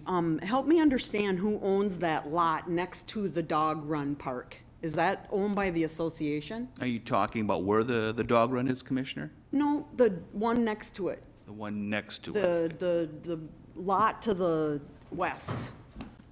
Oh, that parking lot over there? Yeah. Okay, yeah, I think that is part of the Premier Bank holdings as far as Schoolhouse Square goes. I believe that many areas of the Schoolhouse commercial development are subject to a joint parking agreement, so there's parking and access agreement that those areas are shared for those uses. Okay, so those are necessary to accommodate parking for what is already there. Commissioner, I don't know if they're necessary to accommodate those, but they're placed there to support that. And I think for the residential development that was planned immediately east of the townhome development. Okay. So that is owned by who? That is owned, I believe, by the Premier Bank property. Premier Bank. And then the dog run lot is owned by currently, who owns that? With the dog run lot and the main lot where the apartment building would go, they're two separate lots right now. Part of the plat would combine those into a single lot, so that everything you see in the colored area here would be under one single lot. Okay, sure. So it'd be under one single lot under the ownership of the apartment complex.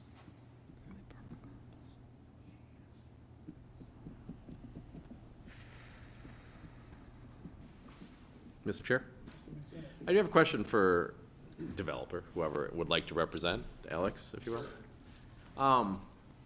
As we're talking more and more about the dog park, I'm thinking about the one that's at the development to the north of us in Cottage Grove.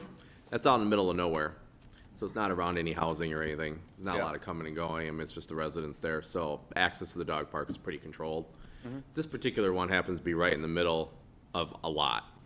And the Premier Bank parking lot, as it stands now, is underutilized. There's very rarely is it ever full. Usually the back 2 rows are pretty empty. Yeah. We have another dog park in town that's not too far away, thankfully, so hopefully this won't happen, but it gave consideration to control how you're gonna, how the residents would control access to the dog park to make sure it's only residents of the townhomes or the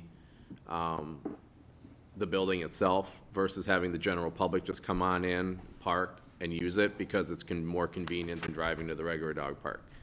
How do you restrict access to a dog park in a urban, if you will, setting as opposed to the dog park that's outside of town where anybody can go? Yeah. So, I mean, we would definitely fence it in. Right. Create some kind of a gated access. We could probably figure out some kind of a way that gated access is controlled by residents of the building, so that if you weren't a resident of the building, you couldn't access the area. Keep in mind, it's a dog run in a gazebo. It's probably not going to be a full dog park. Right, it's not gonna just be to be clear huge. about that. Right. But we could control access to the best of our ability through gates and through fencing and stuff like that. Just something to think about as you're moving forward with the concept. Yeah. Just something to think about that as far as to make sure that we're not opening that up to a lot of unnecessary traffic going in and out of there because they see just a quick fix. Yeah. So they don't have to drive all the way down on 10th, which is not that far away. It's only a quarter of a mile or half a mile, short trip, but Yeah. it is what it is. So Okay. just something to think about as far as controlling access to that dog run, Yeah. which you don't have a problem with usually in the other more suburban ones. Does that make sense? Yeah, that does make sense. All right, Thank thank you you. for bringing that up. You bet. And I can continue to stay up here to answer. I yield questions back. as they come up, if that's helpful. I do have a comment. I know when we originally met in our little round table, we talked about, and I think you had proposed parking in that whole southern lot, right? The dog. Originally, we did, yeah. Right. And now you got 10 lots there, 10 stalls. 10 stalls, yeah, for proof of parking. Is it still absolutely necessary? I know you called it proof of parking. It's a little bit of it brings your ratio up to 1.3. Do you think I keep looking at that sea of parking, and we're just talking about unutilized parking over by Premier Bank. Yeah. Are those, can that be all green space? And I don't know, maybe this is a battle with the city or not, but what ratio do they need there, John? And Sure. could 5 lots be? Yeah, I could offer some clarification there, Mr. Chairman. The ratio that they're required is 1 space per unit, so 90 is what they would be requiring. They're slightly over that at whatever that number is, which is 1 unit and a third for each 1 1/3 parking spaces for each unit they're constructing. When you're taking a look at that parking lot on the diagram there just west of the dog park, that's existing at present. Oh, it is? Yeah, so that's been constructed. So they're not proposing any new parking south of that access road, correct, Alex? That is correct, yes. Okay. Okay. So this area here is proof of parking. So that area is ultimately where, if we decided we needed to add more parking, that's where we would add it. But you say it exists. The one, the lot at Westview, This exists. that's not. Okay, yeah, This but is the proof of the parking. 10 stalls are your building. Proof, it's, the 10 stalls that we're referring to are proof of parking. So what they are is, we're committing to green space. If it's determined that we need more parking, we will convert that area to parking. Okay. Yeah. Okay, I'm seeing if I, let me pull something up. This may be difficult to see here, but, Gotcha. where's the site plan map here? Okay, so when we're looking at the site plan map here, this is the existing parking that's at Schoolhouse Square right here. This would be what's termed the proof of parking that could be constructed at a later date if parking needs develop. Understood. Okay. Yep. Thank you, John. On the parking note, is, just because I'm trying to visualize these parking spots to the east and the townhouse driveways, is it safe to say that it's like a city street? And these people will be backing out of their parking spaces and into the lane that they're gonna be, and so there's two-lane traffic there? I think it would be akin to, say you go to a parking lot at a shopping center. Okay, So you've got your parking stalls there, you've got your drive aisle. Similar situation here. You've got parking stalls on the apartment side of it that you could be turning into. On the other side, you've got garages. So, the drive aisle width that you'd have within a parking lot there, we have minimum standards for that. We've got minimum standards for this to make sure that there's enough for two-way traffic. okay. Mr. Chair? Mr. Messina. Just a point of clarification, John, if you could, this project meets all of those specifications, correct? Correct. As presented, it meets all of those specifications required by the city for access, et cetera. Correct. Thank you. Mr. Chair. Chairman Best. I have a quick question. I know when you guys first brought this to our attention in our first initial meeting, you guys had also talked about previous partnerships with a busing company. I can't remember the name of it. Is that still something that was going to be considered, or moving forward, what would that look like? Thanks for bringing that up. So that company is called Darts. They're actually our partner in our West St. Paul development that I've referenced a couple of times. We built that project on Dart's corporate campus ultimately, and partnered with them. They're a joint venture partner on that development project. So I've had some discussions with Darts. What they've told me is that they're expanding their business platform a little bit right now to integrate certain services for seniors. It's very preliminary at this point, but they definitely have an interest in providing some of those services, at this property and others. They also said they would like to provide more services, frankly, with their vehicles, but it comes down to funding. And so there are certain funding mechanisms that they get via, grants, et cetera, that, that would be needed ultimately to provide more support for their transit services in Hastings. They would love to, but they need a funding mechanism to do that. So, Thank you. yeah. Mr. Chair, Mr. Roman. quick question. How long is the age restriction on the facility itself? So it's 55 plus right now. How long does that mandatory stay? So the age restriction is tied to the property for the 20-year period while we own the property. Okay. We're developing this again as an affordable housing tax credit development. We're required per our agreements to sign a land use restriction on the property that mandates that it stay senior and affordable for 20 years. Okay. So that's, So it's mandatory 20 years that it's 55 plus affordable housing. yes. Okay. And the one other quick question I had was, what did you say the cars per hour would be? It's in the SPAC traffic study. What they do is they, huh? 34, so that's out of, is 20 that, to 25, is it 34? Okay. is that measured out of, how is that, you know, do they measure actually from what lot, what access they were coming out of? Is it kind of broken down? Because I definitely, like, I concur with some of my colleagues here that for the most part, it seems like most people are going to go through the 10th Street access. I go down that way every day, down to the dog park, and that's kind of where I see the congestion point hitting. Not at Ramsey, being that it's a one-way, it doesn't, you'd have to loop around on 61. So just, it would be nice to know that information. Yeah, so in the traffic memo packet, on page 4, on the car circulation, it lists out all the access Okay. points on that site. And so you can take a look at which entrance utilizes the best for the site and which one will have the highest percentages of Okay. cars coming in and out of that.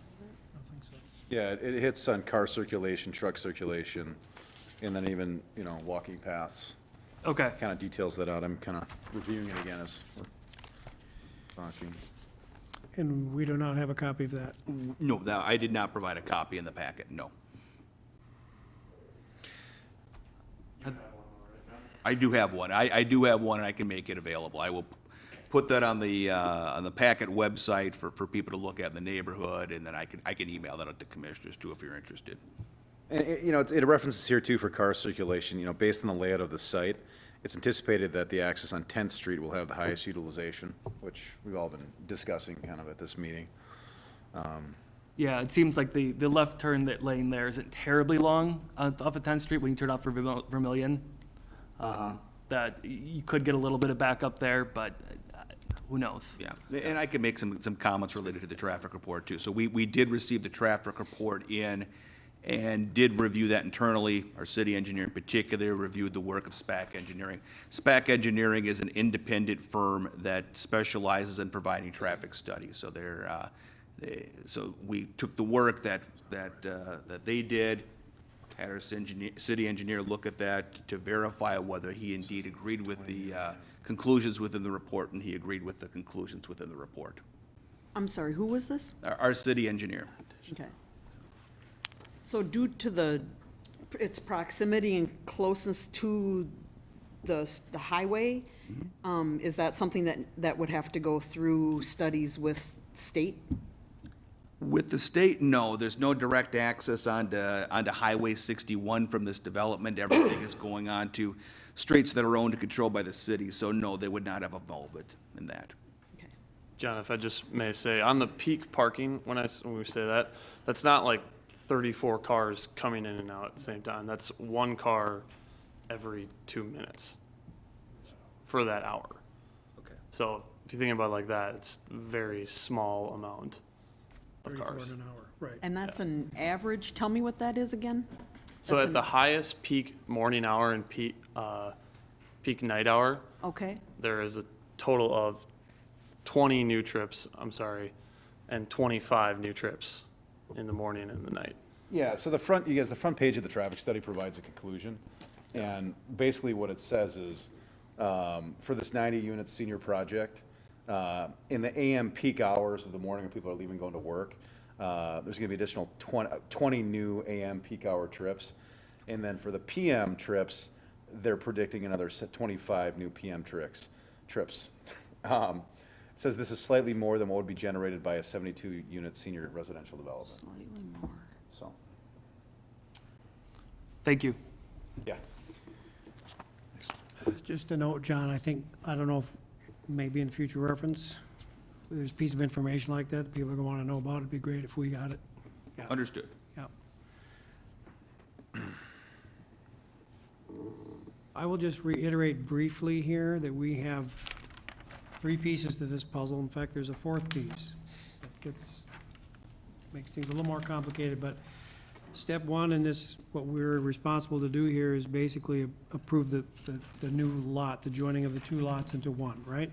Correct. Preliminary plat approval, number 1. Number 2 has everything to do with the 40-foot building, which needs a special use permit to fit into this zoning area. Number 3 is basically approving the site plan, what we see in these drawings. All right? I know some of you are aware of it. Number 4, which isn't here, has everything to do with approving a TIF for this property. And they seem to be standalone, don't they? I would say that for motions, I would suggest that each motion for each of the actions you've just described be done separately. So Standalone. motion second for the plat, subsequently for special use permit and site plan. Correct. Correct. This seems to be a giant ball of wax that we've got pieces of the puzzle all over the place. But we can take this on one at a time.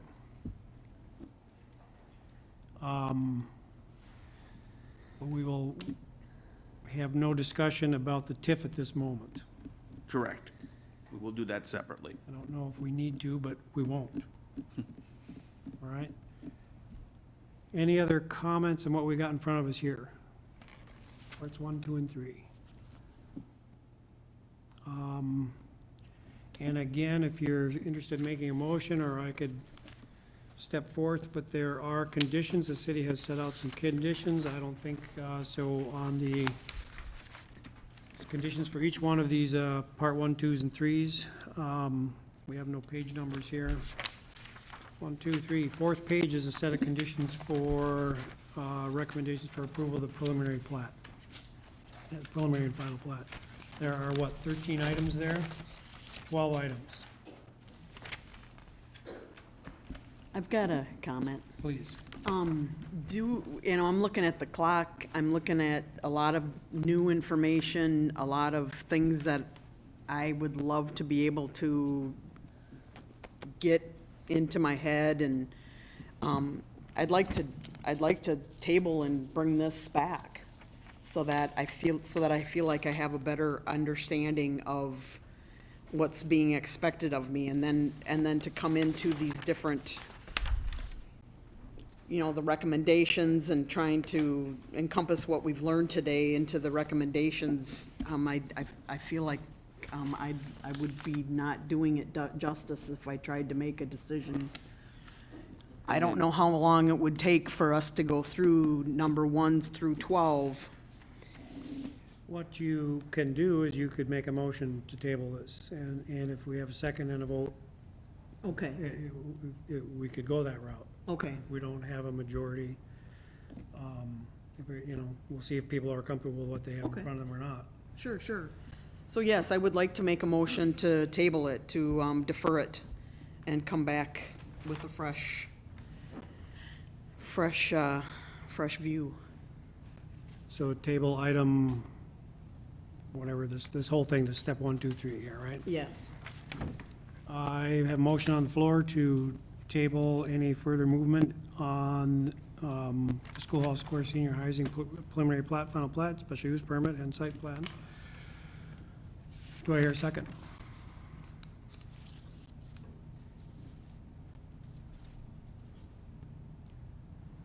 I don't think we have one. Nope, if there is no second, then the motion would die, and the floor is open for other motions. Okay. Mr. Chair,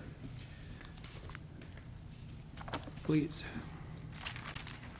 make a motion to approve site plan -2020-05 preliminary and final plat, subject to city conditions.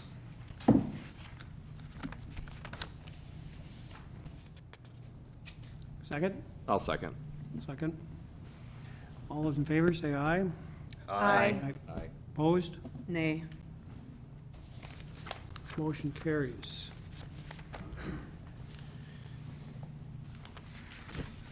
Do I hear a motion regarding the special use permit?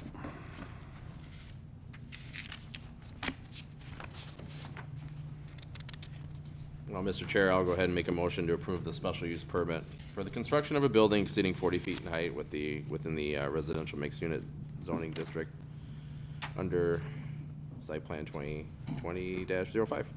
Thank you. Motion's been made. Is there a second? Second. Thank you. All those in favor, say aye. Aye. Aye. Opposed? Nay. Motion carries. Regarding the site plan, ladies and gentlemen, I'd make a motion to approve the site plan. motion is on the floor. Is there a second? I'll second. Second. All those in favor, say aye. Aye. Opposed? Motion carries.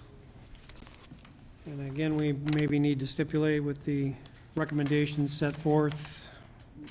Yeah, I'm working under the assumption that that would include the conditions within the staff report. Correct. Each of those. So that's what I'll carry forward to the city council. So related to these items here, with the recommendation on this will go before the city council on the Tuesday, February 18th meeting at 7 PM. And then, Mr. Chair, what I'd suggest at this point, I know that the next item we have is the special use permit public hearing. Since we're on the subject of this project, I would suggest moving number 5 up, and I could do a very quick overview of what we're looking for on that tonight. Are there people here in the audience regarding what is it? What is it? Mini storage, yeah, mini storage? There are. And I wish we had moved that forward to begin with. So I'm afraid that the TIF thing is gonna take even longer. We could take that after the special use permit. Yeah, I think that we should open this public meeting for Chad Samara, special use permit for retail facility. Staff report by Justin Fortney. Well, I guess we're not having an open meeting. I'll open the meeting in a minute here.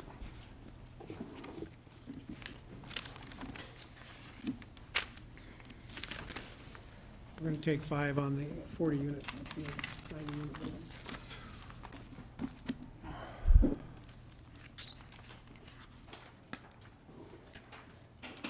The Planning Commission is asked to review the proposed special use permit and site plan to make a recommendation to the City Council.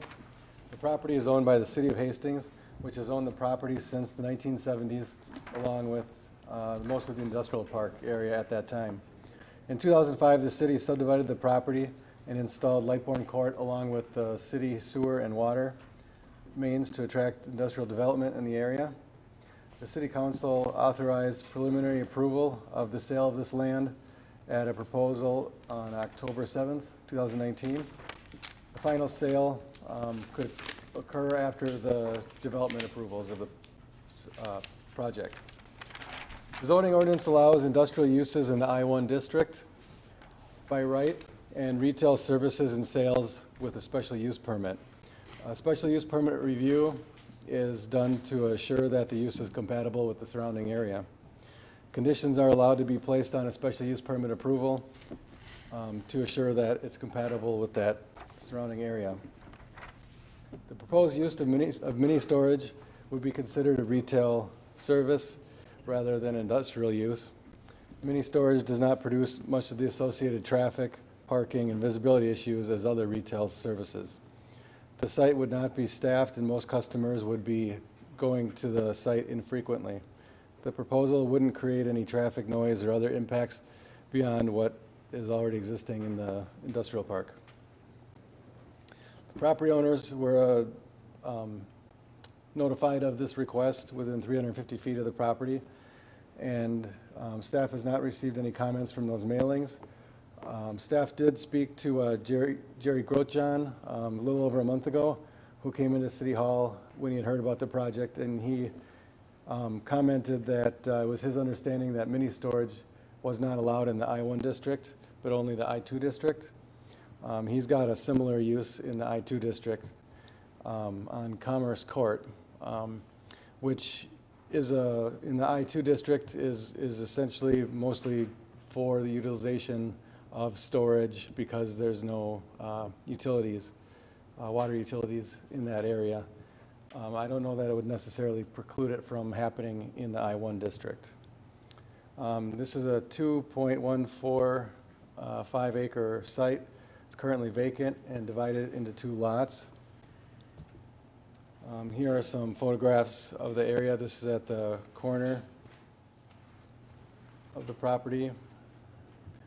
This is looking north from 31st Street.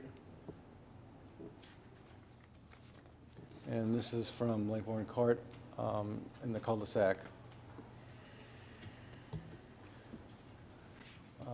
I split the site plan up into 2 slides because it's kind of elongated. This is the north side of the site. The proposed setbacks appear to be consistent with the development of the general area.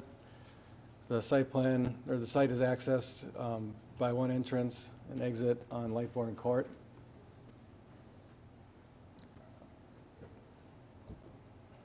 And this is the south side of the site. The drive aisles meet the city's minimum standards. They're typically about 25 feet between buildings. And on the rear of the site, goes down to 19 feet. And there's not another, there's only one side abutting a building there. The landscaping plan meets the city's minimum standard for plantings based on the site perimeter and based on the square footage of impervious pavement. Most of the plantings are proposed between the site and the 2 streets and between the site and the walking path to the east.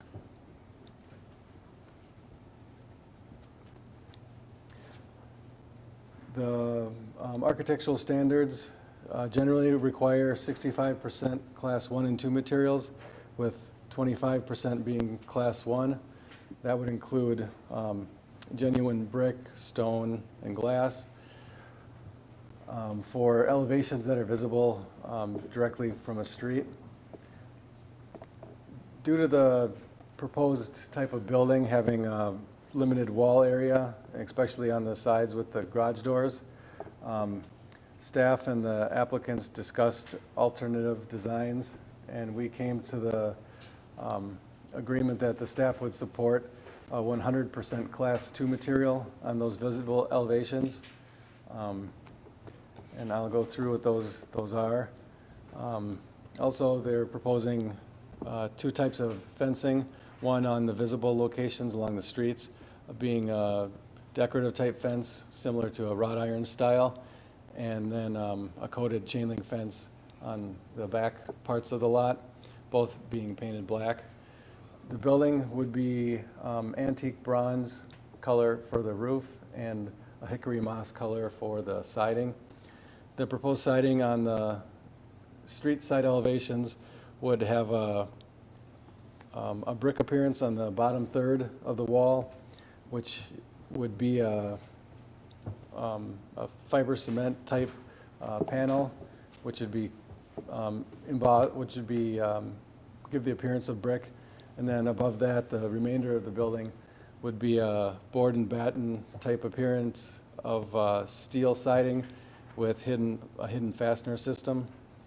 And then in the back of the building and sides that aren't visible to the street would be the typical corrugated steel siding, which most of the buildings have in the industrial park that are not facing the streets.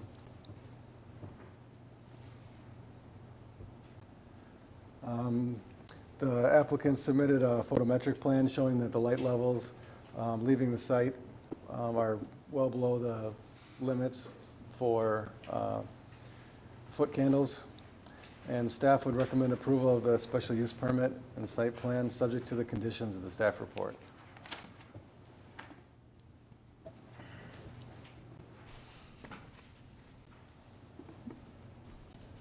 And I can stand for any questions before and/or after the public hearing.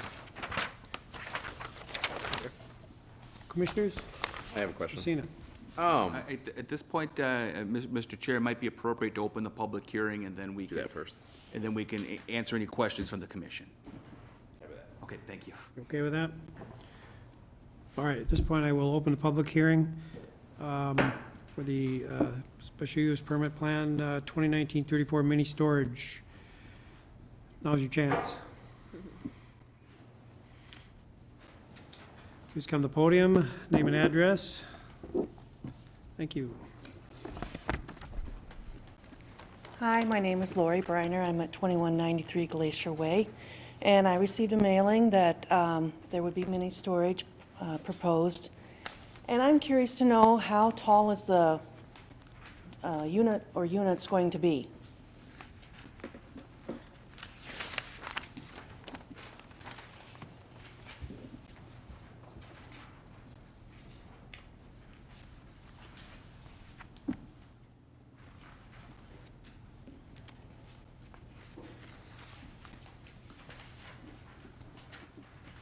I don't have any exact measurements. This is a elevation drawing of the front of the typical building. It's not very large at all. So this is a one level. But towards the top, it looks like, and look at the far left. This is You see better this on is there? 9 foot at this point here. So at the top of the garage doors, it's about 9 feet, just above the top of the garage doors there. Then you've got the roof going above that, so peak of the roof, 15, 16 feet.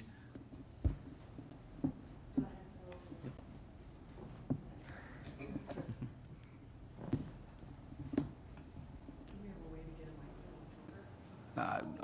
I think she's,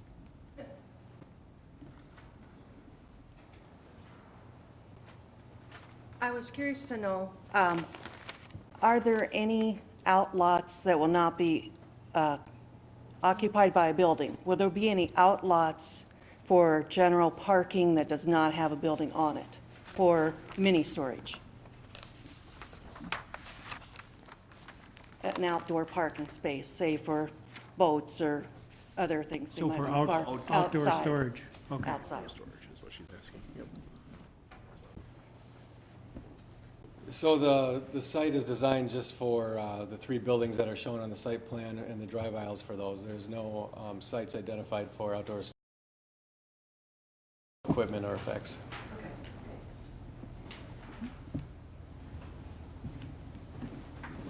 Any other questions from the public? We're good? All right, I'll close the public meeting, public hearing.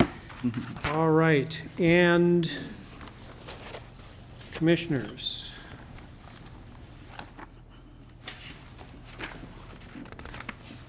I have a question. Go ahead. Stephen Aller? I need help in understanding the recommended action number 1. I see this quite often on the recommended action number 1. I mean, the last things had this also.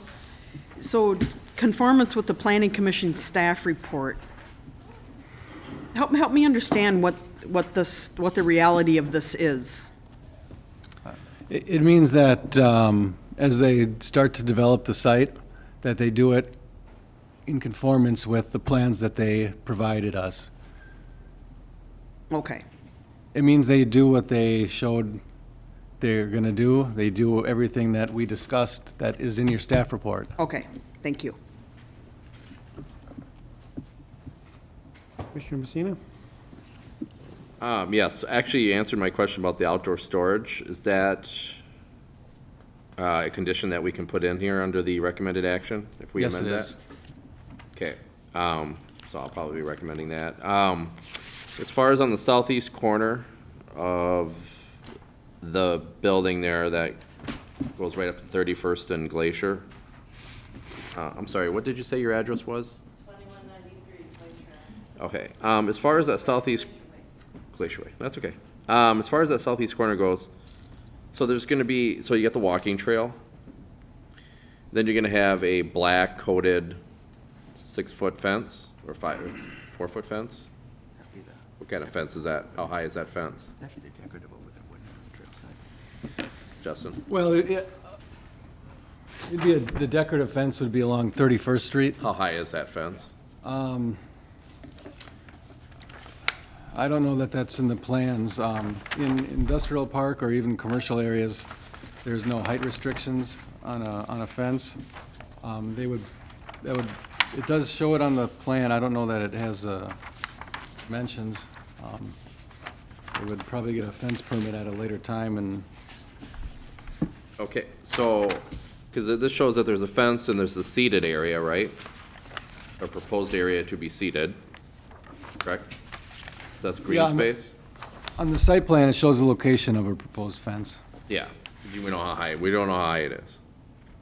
I'm concerned about that, because it does make a difference. Because the reason why is the back of this property is going up against a walking trail, which will isolate that walking trail essentially from any view from the west. So from a public safety perspective, you're now creating an isolated area that a lot of people use in that area.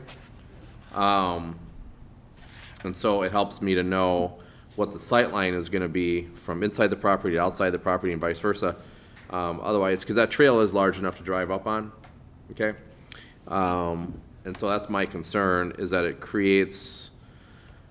just creates some issues as far as buffering that trail from a public safety perspective, as far as being able to see what's going on behind that building. And if you put a high fence up there, that will prevent people from jumping over the fence, obviously. But then again, it isolates. So I'm looking for how high that fence is gonna be, what kind of lighting will be on the back end of that building that faces the trail, because it's gonna need some lighting. I know there's no lighting back there now, but when you put a building there up against a trail, you're creating a pathway that is very isolated, even though I know we have plenty of them through the city as far as parks and everything, but this one here fairly is open, wide open right now. You can see anywhere when you walk on that trail. So my question is, how high is that fence? And what kind of lighting, if any, they're gonna have on the back end of that fence line on those buildings? Do we have that? Do we have the developer here? No, he didn't make it tonight, I guess. Okay. There's a photometric plan. There's a There's photometric plan in the staff report that you have. Yeah. And the current trail is, guessing it looks like at least 20 feet from the property line. Okay. And I would also further guess, I don't like, to do that, but I'm guessing he's he's proposing at least a 6-foot tall fence to be effective. It probably would be closer to 8 to keep people from going in the property and. Right, but that's just a guess at this point. I know there's no restrictions, and I know there's no minimum requirements by the city, but there are other considerations taken into place, especially since the residents on Glacier Way are literally directly across the street from this. I mean, the house on the corner there is literally right across the street. It's just a quick walk over. 2131, is it? Yeah, Okay. right across. Yeah, it's right across the street from this. So those are kind of questions I have in the back of my mind. I'm not quite sure what the plan is to make that work for the nearby area. I know it's zone industrial. We all moved there knowing that, because I live back there too, but just some things that running through my head. That's all I had. Things to consider. Thank you. Sure. Go for it. They kind of need to have the fences high enough so people aren't breaking into them. That's why I think we're suspecting it's gonna be an 8-foot fence. Yeah. I have a quick question too on there's basically an area, what's that property that's wooded there and just east of the parcel here, surrounded by a trail. Is that potential, how is that potential future homes? What does that parcel have the ability to become? Those trees? Yeah. This Yeah, one here? Right in here, yep. Yeah, I can, Slope. Dense tree slope. touchy thing. Buildable, unbuildable? Yeah, this is a buildable area. Really? It, On the north end of that. Oh, the north. well, yeah, I mean, I don't know what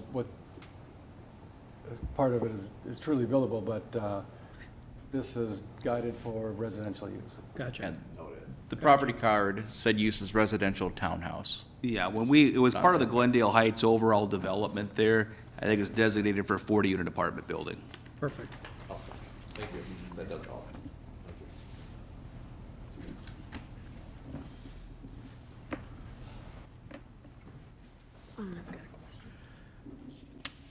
Commissioner Stephen, yes.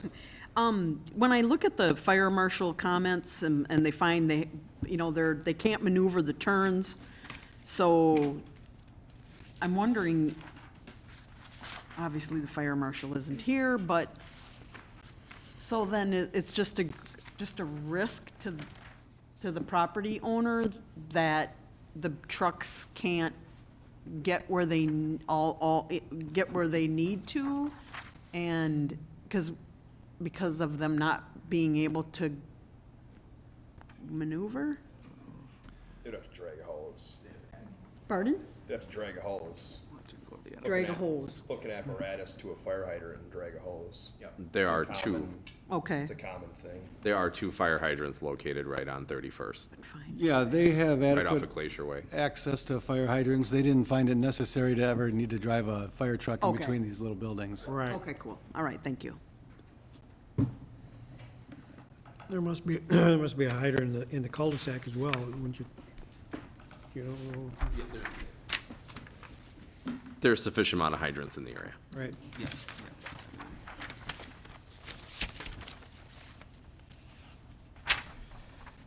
Any other comments or concerns?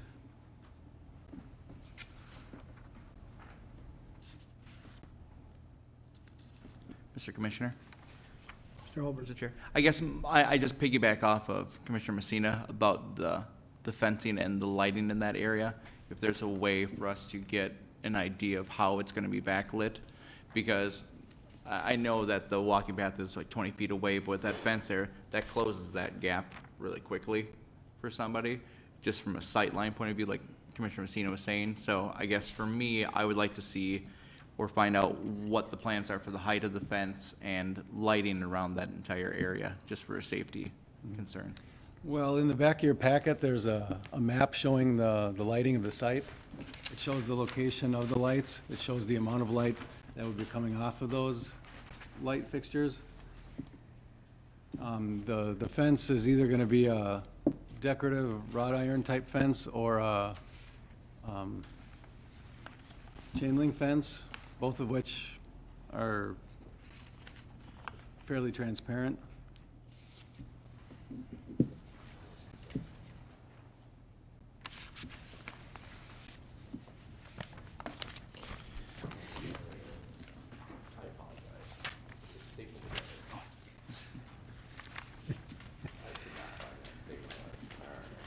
Yeah, and with the question related to the fence too, I understand the concern that the commissioners have, and there, one suggestion on how to handle it at this point would be if there is any limitations that you would suggest to place on for fence height, that might be a potential way to alleviate that. I would concur with Justin that I would suspect that it would be a 6 to 8 foot fence on there.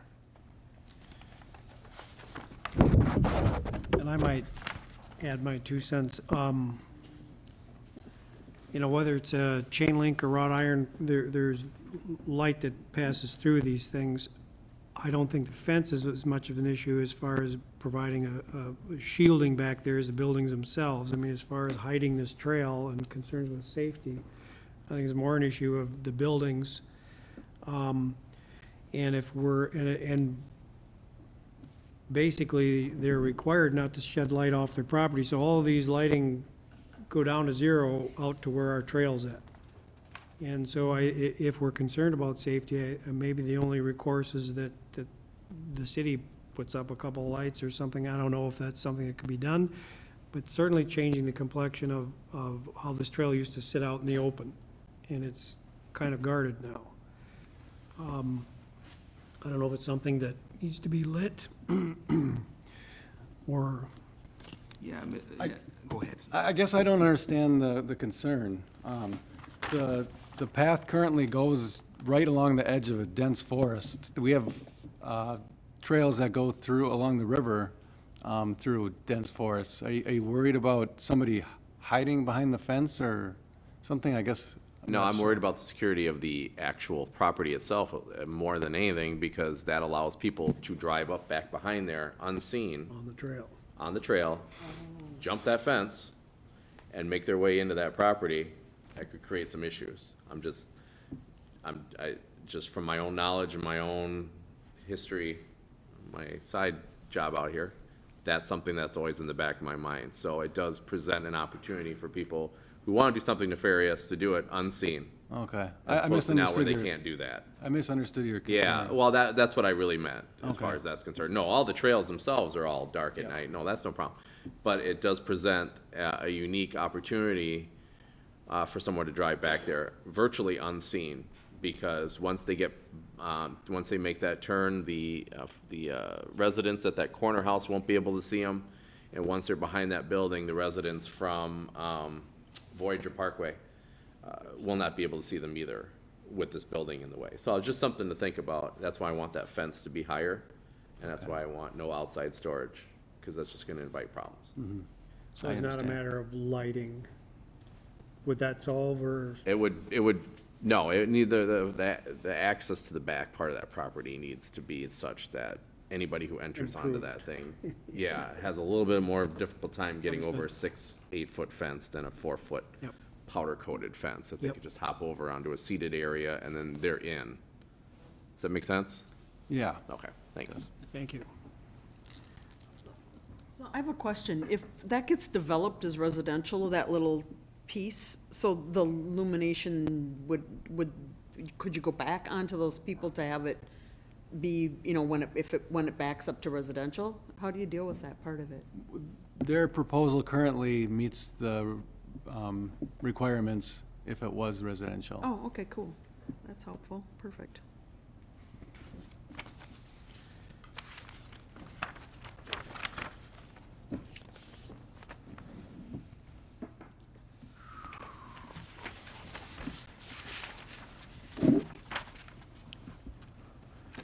I'll make a motion to approve special use permit site plan 2019-34 mini storage. Motion on the table, is there a second?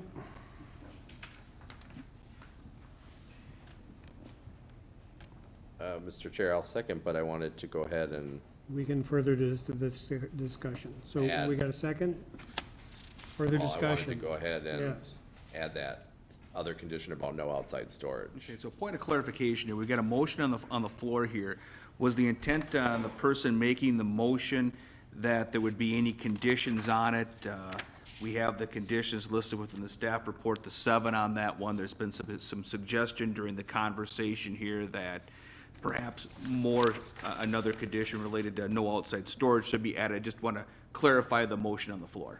No, I want it as it stands, or that's my thought, is to leave it as it stands without adding that. Okay, so that would be clarify the motion on the floor would be a recommendation of approval of the special use permit and site plan per the 7 conditions listed within the staff report. Can I add to my thoughts behind why I say that?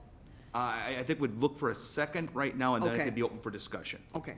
So if we get a second on the floor, we can have a further discussion.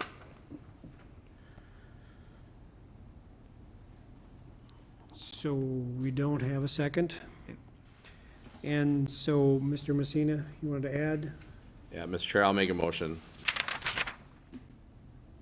to approve special use permit and site plan 2019-34 mini storage 3001 Lightbourne Court, subject to the 7 conditions listed with the additional condition of no outside storage allowed on the property.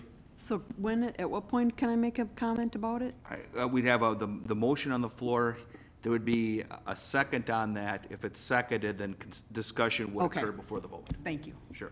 And that the fence aligning the most easternly side of the building that goes against the trail side would be a minimum of 6 feet high. Okay, there is a motion on the floor. Is there a second? Second. Second, further discussion. That's good. That- My thought behind that is other mini storage areas or facilities in the same area have the ability to do that.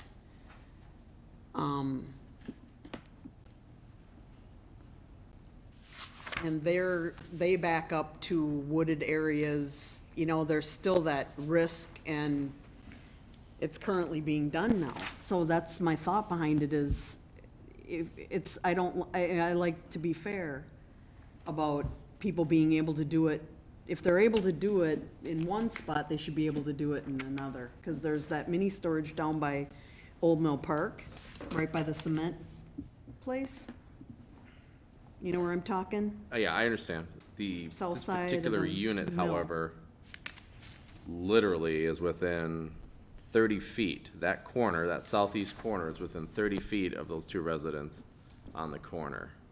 So, in order to minimize the amount of exposure to potential criminal activity back there, I would say that this particular property should not have outside storage and should have a higher fence in order to make that less likely than the other properties, which I know which ones you're talking about. Sure. They do not directly abut a neighborhood, such as the one on Glacier Way. They do though, because the trailer this park particular is one. right there. Yeah, Butts up to the trailer park. Residential. and that's already there. What I'm saying Correct. is this one in particular does not even have the space for it, so I want to make Right. sure that they don't cram things in there that shouldn't be in there. Since there's no space for it, I want to make sure it stays that way. Sure. So that's where I'm coming on that. So that's my motion. So we have a motion on the floor, a second by And a Commissioner second. Hallberg on that. And so, Any further discussion? All those in favor, say aye. Aye. Opposed? Motion passes. okay. Thanks for coming.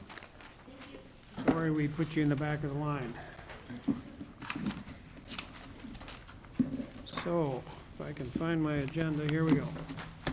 I'd like to make a motion to adjourn.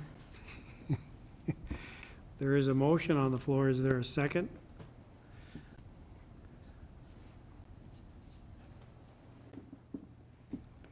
Hearing none. I know the night is getting late. Keep going. One of two things, we don't seem to be in a group to stop now. So, here we go. And Commissioners, I'd ask your consideration, at least for the TIF-related item. We have a public hearing scheduled before the city council coming up on the 18th. And we time that public hearing in consideration of action by the planning commission tonight. And through the summary on that item, what we're asking for on the TIF is not anything related to the mechanics of the TIF, but finding that the project itself is in conformance with the general plans of the city, which I can go over in a moment here. So I'd ask your indulgence at least for the consideration of the TIF action. Let's proceed. Okay, thank you. All right, so what we have before us tonight is an action that we don't normally receive here. I'm gonna go back to, there it is. Tax increment financing. So this is what we're not asking you to do tonight. We're not asking you to chime in on the merits of tax increment financing, whether tax increment financing should be done on the site. Those two actions are the purview of our HEDRA board and our city council. However, what we do need your direction on tonight is whether the extension of the TIF district and the redevelopment plan is in conformance with the general plans of the city. That's what the TIF statutes under state law state. So I've got two maps up here, and I'll go through a little bit of TIF education. Number one is this big red map here up along Vermillion Street. This is what's termed a project area. What this is we need to establish an area in which TIF districts can be created in. As you can see, the very northern end of this does not include Schoolhouse Square. What we're asking for is to modify this Vermillion Street redevelopment area to include Schoolhouse Square. So that would be the first action on that, comment on that. The second would be the establishment of the TIF district here. So what we're looking at is, do these two actions conform to the general plans of the city? And our economic development coordinator, Rusty Fifield, laid out some arguments here, finding, yes, it does. When you take a look at the zoning, the comprehensive plan of this property being mixed use, being mid-density residential, the whole Vermillion Street redevelopment plan was designed to incorporate a development, redevelopment, and a more denser development within this corridor itself. Within this corridor, we've created just one TIF district. That was for the cleanup of the Napa site. TIF district here is a little bit different. It's a housing TIF district meant to keep the rates of the proposed units affordable. So you have a cost of constructing an apartment building. The cost is virtually the same, whether it's going to be an affordable unit or a market rate unit. This would ensure that the rents in these units would be affordable. Again, background on the plan itself, not something for the purview of the Planning Commission tonight, but just to provide you some background on the TIF. But what we're asking you tonight is, we have a resolution that states that this plan would be in conformance with our general plans of the city here. We're recommending that you take action to find it so, and I can stand for any questions related to that. Thank you.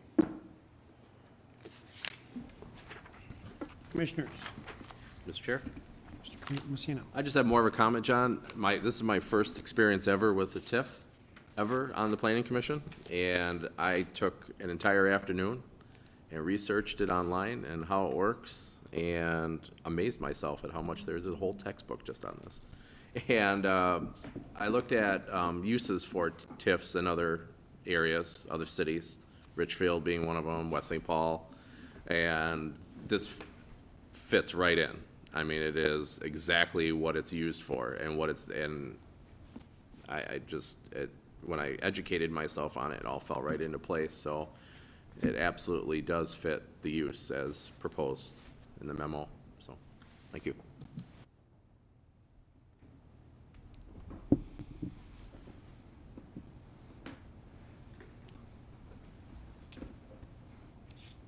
Comments? So Questions? I'm sorry. Go ahead. I would like to. So I'm a little confused what we're doing here when I'm looking at the resolution itself.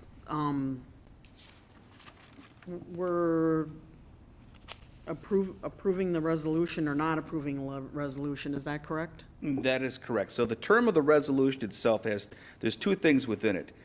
You're finding that the proposed, what's termed modified redevelopment plan, which is this image here on the left. Modification would be add Schoolhouse Square to it. The second part would be, is relating to that, and then also the creation of the TIF plan here. That's number one.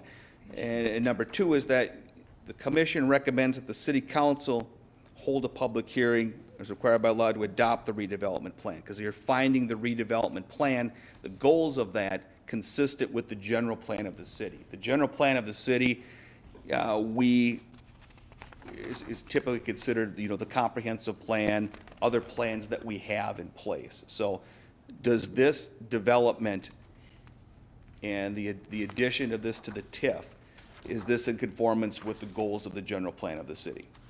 That is the step that we're asking you to take tonight. So agreeing to this, voting for it would mean that that each and every one of us has reviewed the redevelopment plan and the TIF plan. From the standpoint of its conformance with your general plans and policies, not from a numerical standpoint, not from a standpoint of how much TIF or whether TIF should be issued, but purely from the standpoint of, is the creation of a TIF district in this location in conformance with our general plans? General plans. And what I'm saying here, and Rusty Fifield saying here, our economic development coordinator, is our general plans for development have called for a mixed-use development on the site. The mixed-use development of the site cannot happen but for the creation of TIF for the housing that is being created here. Oh, Say that again. Yes, please. Sure. We are finding that the creation of a house, of of senior housing on this site is in conformance with the general plans, the comprehensive plan that we've established. The comprehensive plan designates this property for mixed use. The plans for this property over the nearly 20 years has been a development in which there would be a larger apartment building within the center of it. So the plan that we show here for the creation of this TIF district conforms with the plans that we've had in place for nearly 20 years.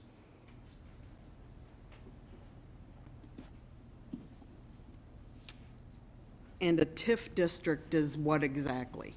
A TIF district is a tax increment finance district. What it does is there's different types that can be established.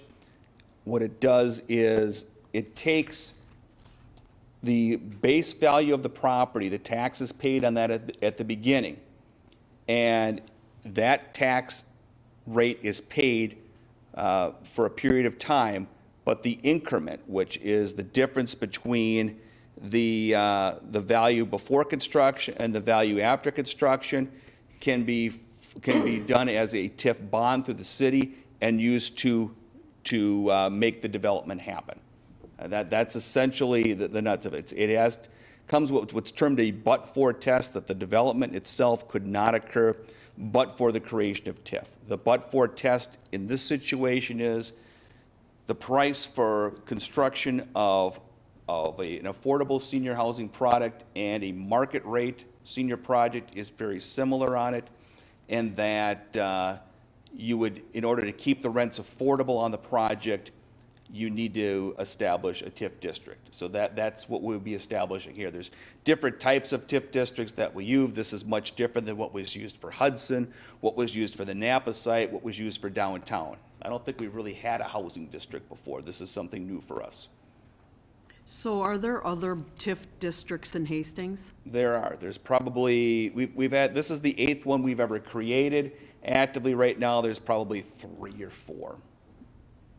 Actively right now, that means that, active means that they are not paid back.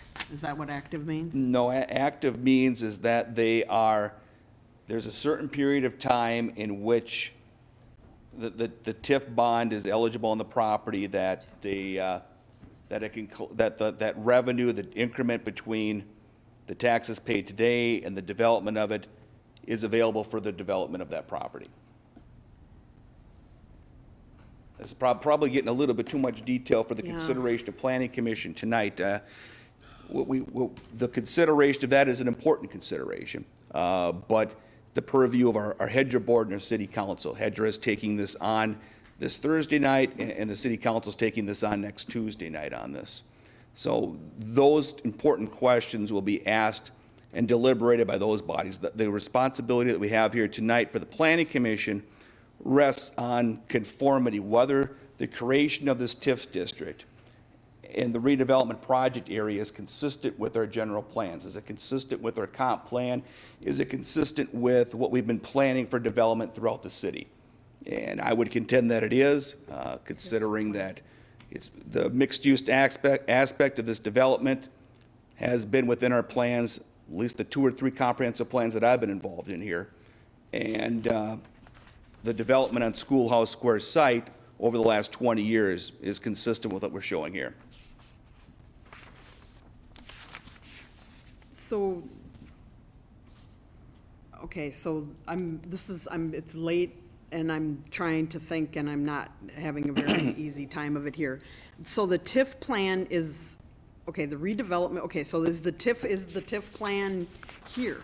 The TIF plan is attached, and the TIF plan is probably much more information that goes beyond, what the consideration for Planning Commission would be. But we did include the full TIF plan within the packet. That's the attachment. So which part of the TIF plan do you want us to consider when we're evaluating this question? What we're asking you to consider is, does the creation of this TIF plan, not any specific portions of it in here, But does the creation of the TIF plan, is that extension here?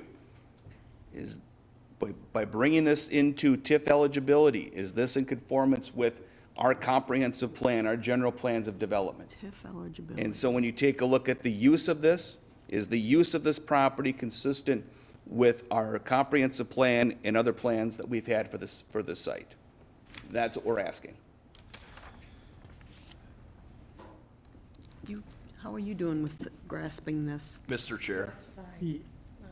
Okay, okay, good. Please. I agree with Commissioner Messina and also with John that this use absolutely conforms in creating a TIF district. And so for that reason, I'd like to make a motion to approve the resolution of tax increment financing district number 8. Motion is on the floor. Do I hear a second? I'll second. Motion's moved in second. I'm just going to submit for any further discussion. So if I'm not comfortable because I don't totally understand, do I defer?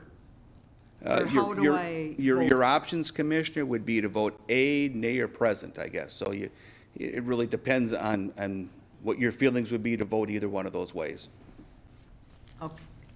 Would you say a, nay, or what? Or present. Present. Present would basically be, it's not an affirmative vote, it's not a negative vote. It's a no vote. It's a no vote. Yeah. So that's probably what I'm looking for. All right, Right. thank you. And maybe just to clarify, we're not approving how the TIF is or how it works or that we TIF this place. Absolutely not. We're saying it fits in the plans and we want the city council to have a meeting and follow this up. Absolutely. That make sense? No. I mean, it does. I shouldn't say that. I understand, but I need to say present. Fair enough. And all in favor? Aye. Aye. Aye. Those opposed? And those present? How do I respond? A? Yes. A. All right. The motion passes. What other fun do we have tonight? Let's see. Now, the ordinance amendment, do we move this forward in light of the hour, or can we have a short discussion? What do you guys feel about all that? Thanks, guys. Thank you. We can take it. All right, we're gonna keep going. Press on relentlessly. All right. Item number 6, Item number 6. ordinance amendment. Staff To report item by John number Hinsman. 6. Thank you, Mr. Chairman. We had a public hearing on the item at the last meeting. It was tabled by the Planning Commission, and one of the reasons that was stated for the tabling of the item was they were seeking further direction on the effect of the code on manufactured home sales. I'll get into some of that detail here in a minute, but the action that we're looking at is an amendment to the city code relating to the C2 zoning district. The C2 zoning district, again, is area of town that compromises properties on Vermilion Street south of the Vermilion River. Within your packet the last time and tonight, we're proposing ordinance changes in there that include some definitions of some items, including camping areas and lodging facilities, as you see here, and then some changes within the uses permitted and uses by special use permit itself. Changing the name of the district to make it more clear that it is for sales and service, clarifying that display of merchandise is merchandise for sale.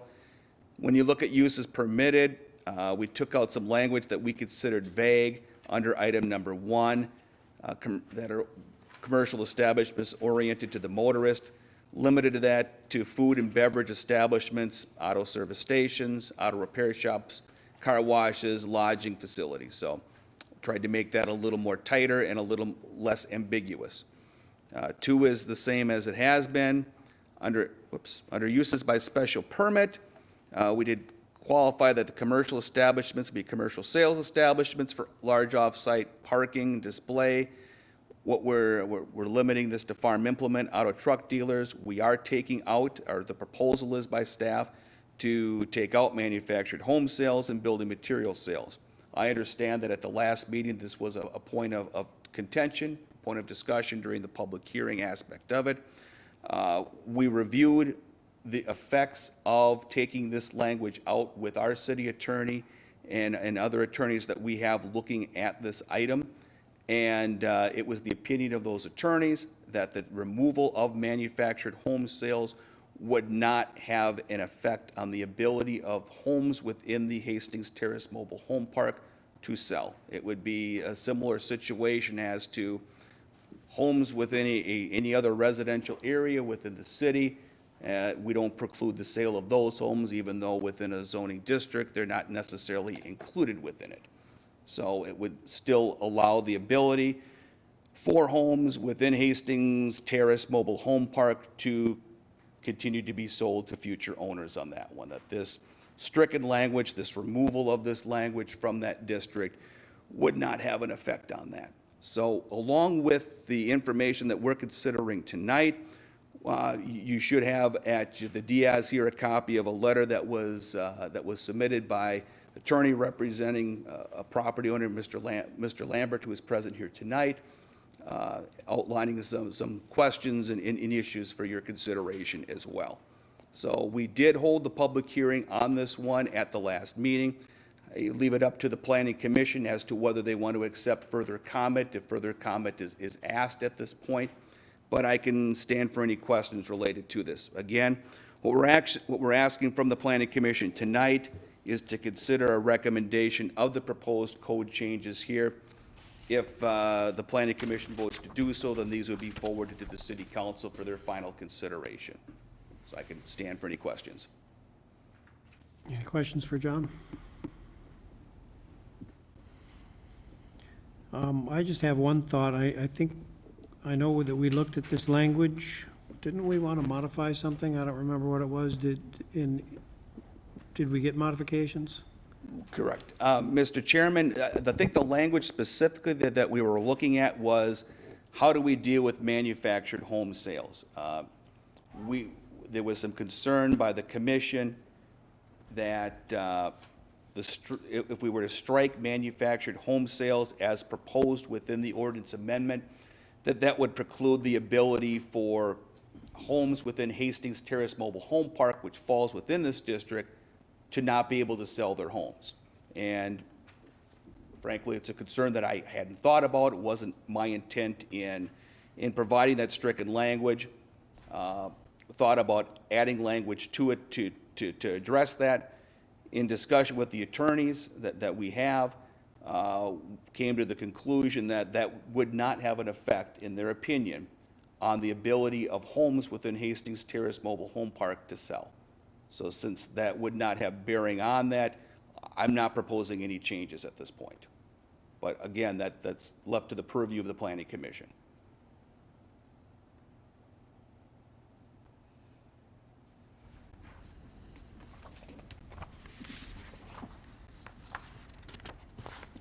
Mr. Chair, I'd Go ahead.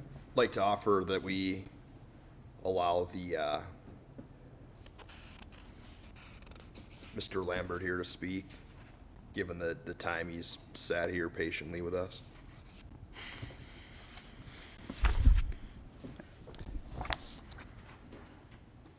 Please step forward. Thank you, members of the Planning Commission.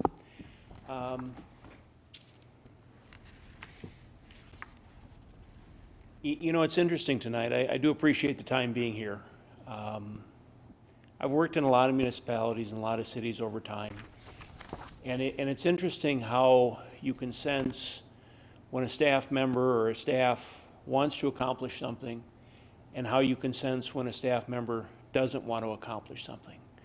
Tonight you approved a $3.3 million TIF district without even saying the word TIF. And you approved a storage shelter that, you know, doesn't look very fancy to me, is going to be up the street from the manufactured home community, but staff wanted it. Staff does not want an RV commerce facility on a site that I've owned for 15 years, that I have an ordinance that pretty clearly, I think, gives me the ability to have such a facility. We've Sent the application to Mr. Hinsman. Mr. Hinsman denied it. I called Mr. Hinsman and I offered to negotiate and try to compromise some sort of settlement with him. And his response was, well, let's run it up to the city council. And so there's some whole procedural things, but basically off on his own, no discussions. I asked John Hinsman personally if he intended to change the C2 ordinance, and he assured me he didn't. And if he tells you anything else, he's not being truthful, because he told me he was not going to change the C2 ordinance. And so here I find myself tonight in a lawsuit with the city over something that I'm very much permitted to do, I believe. And ultimately, the lawsuit will prove itself out. I find myself before you tonight asking you to not do this, to not play the legal tricks, the legal antics that the city attorney and the other attorney are asking you to do. This is being draped in some discussion of a Vermilion Street corridor. Come on. Let's at least all be honest with ourselves. I went and I spent my time. I spent 2-3 hours with the person about how to make the Vermilion Street better. I have a community there. I have the site there. And you know, when I read this, I don't see one word about changing the C2. What I see here is about economic development, about helping facilitate business owners. I'm a business owner. I have a site there. And instead, what I'm having happen here is a very concerted effort to change the ordinance for one person, me. And so I guess what I'm asking you to do tonight is to not buy into it and to not play the game. I'm just amazed that the city of Hastings would frankly, the staff would frankly go to this level to change the ordinance after giving me their assurances that they wouldn't. And the purpose in doing this is that if I think I somehow don't prevail in the lawsuit, it's forever changed and we can have no discussion. Or maybe it's if I win the lawsuit, they can come back and say, well, no, sorry, we've changed the ordinance since then. But whatever it is, it's all about this lawsuit. And you guys know this. This has nothing to do with Vermilion Street corridor. This wasn't some sort of, hey, staff, what would you like to see changed as part of the corridor? Hey, staff, what about, or planning commission members, what about C1? What about the industrial? This is plain and simple, no camping on a C2, no lodging on a C2, and let's change the definitions. And by the way, just to make sure Mark understands what this is about, let's throw in manufactured home sales. Because doggone it, we don't want those people in our city. Let's throw in the manufactured housing people in here, because what the hell? You know, we don't want them there. We don't want them selling those damn trailers on the corner. John Hinsman, you show me the Vermilion Street corridor where it said anything about manufactured home sales. It's not here. So guys, I don't know what I can do. You know, if you support staff, bless you. Your prerogative. But I can tell you this stinks. There's some dirty, rotten tricks going on here. Staff is asking you to play. I guess I'm asking you to have the integrity to say, look, this smells. We'll table it until Lambert and the city can figure out what they got. We're not going to be part of the shenanigans that you're being asked to do. Thank you. Thank you, Mr. Lambert. Yeah, Mr. Chairman, I'd like to respond to a couple of points on that. Number one, we've got two issues that we're dealing with. One for the Planning Commission's consideration, one for the court's consideration. Mr. Lambert has filed a lawsuit asking for his ability to do what he'd like to do with the residential motorhome commerce facility on Vermilion Street. That'll play through in the court process. What we have before us tonight is changes to the C2 district. Mr. Lambert has brought forward some points tonight as to why he does not support that, and I respect that. But ultimately, the consideration for changes within the zoning code is the purview of the city council and review by the planning commission. If you believe that these uses should be modified within the code, you're free to offer those modifications as we move forward here. And so what I'd ask for you to do is to consider that aspect of it. Are these modifications that are being presented something that should be considered? If they're not, then we won't go forward with them. If they are, this is something that you would support, we'd bring these forward to the city council. I guess we'd bring the recommendation forward anyway, one way or the other, say approval or denial, but ultimately, we'd ask you to weigh in on that aspect of it. The lawsuit is the lawsuit. That'll follow through as it follows through. But what we're asking here tonight is strictly related to zoning and land use.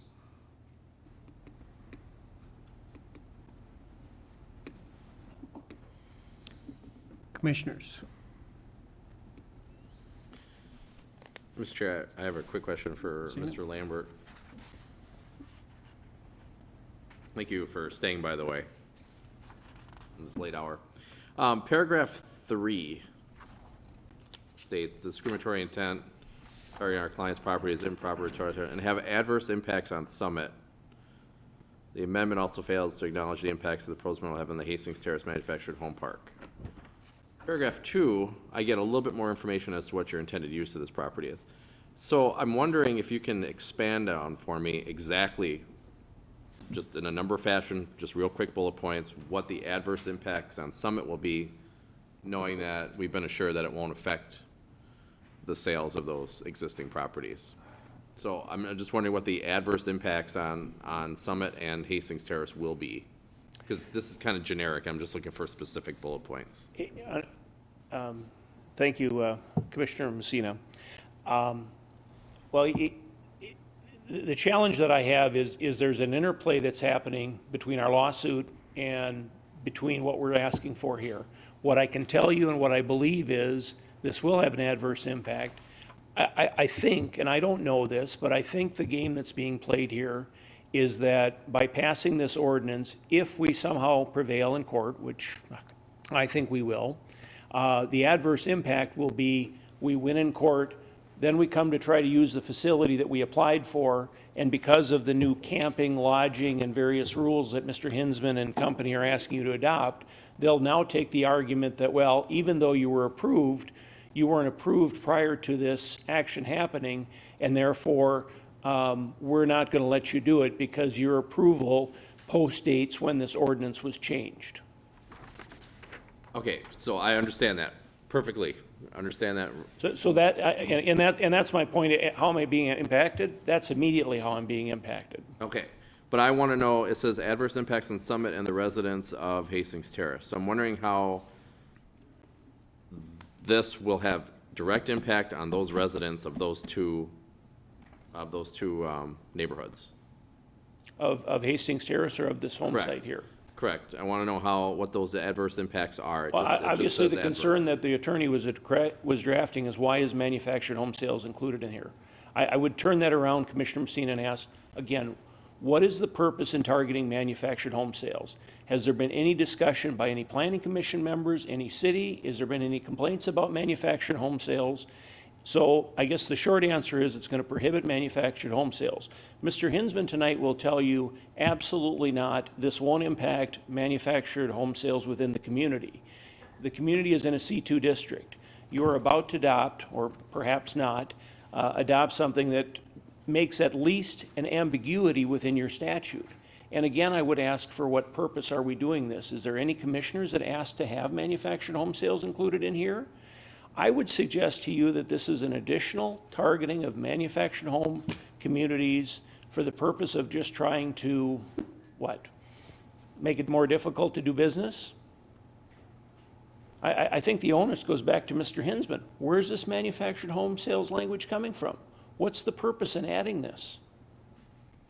You've obviously stood your ground and said you don't want to take it out. What's the purpose? Was there a complaint? I don't know if you want me to address that? Yes, please. I can address that. Again, there is no effect on the Hastings Terrace Mobile Home Park with this language. When I looked at the changes within this district, I took a look at the existing uses that were out there. I did not want to be in a position in which any of the existing uses within that district would be put in a non-conforming status. And so so that is not occurring within here. I also wanted to limit things that would be within this district in the future that were not in what I viewed in character with the Vermillion Street corridor plan. When you take a look at a mobile home sales facility here, where you would have the possibility of having homes on trailers at the side of Vermillion Street for sale. And I take a look at what we're trying to accomplish along Vermillion Street.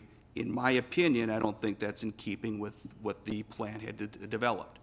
So that's my rationale for it. And I guess I would respond to that by saying, so what we're really limiting ourselves to now is auto sales lots, some sort of rental storage lots. I guess I can maybe try to get a food and beverage in there. The permissiveness that was in the C2 is being taken away for a few specific limitations, of which Mr. Hinsman opinion is manufactured home sales doesn't belong in there. The bigger issue, which is why we tabled this in the first place, is the fact that the whole Hastings Terrace is in a C2 district. And so despite Mr. Hinsman's assurances that it'll never cause a problem, I guess I'm not sure I buy it. And I think, frankly, the question is a little bit deeper. Why, again, are you picking on the residents of Hastings Terrace? Why, again, are you picking on manufactured home sales? And frankly, why, again, are you picking on the C2? I think this is retaliatory. I think this is aimed at solely to make sure that you make it clear that by bringing forth an application that you didn't like, that we're going to pay in spades, and that you're going to bring this up here and you're going to ask these good people to make a rule change that you want, not necessarily that was brought forth by anybody in the community. And I sat in on that Vermillion Street corridor, and I can tell you it was not in the Vermillion Street corridor. None of this discussion was, or I wouldn't have participated in it. I've got a question. Commissioner Stephen The last meeting, and the reason why it was deferred was to clarify the wording. And the wording didn't get clarified, and I'm confused as to why it didn't. Sure, I can explain that again. With the manufactured home part. Sure. Again, at the meeting, that was an issue that came up. I talked to the city attorney about creating language that would address that.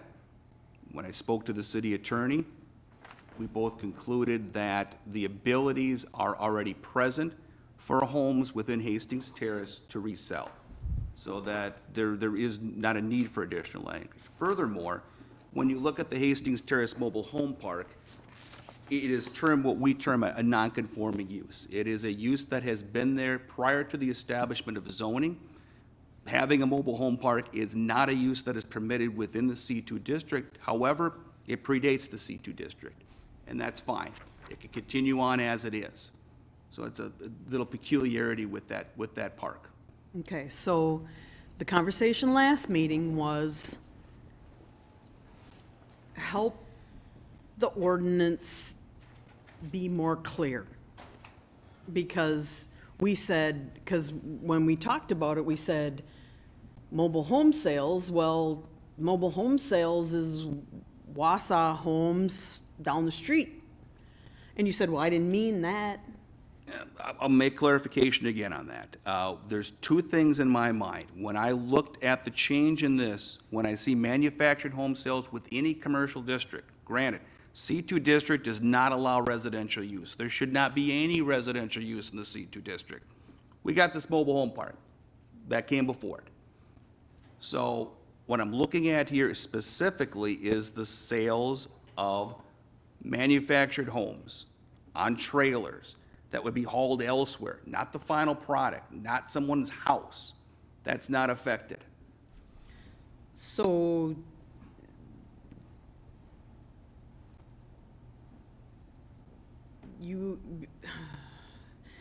if a place, let's say Wausau Homes wants to move to the C2 district, they can't.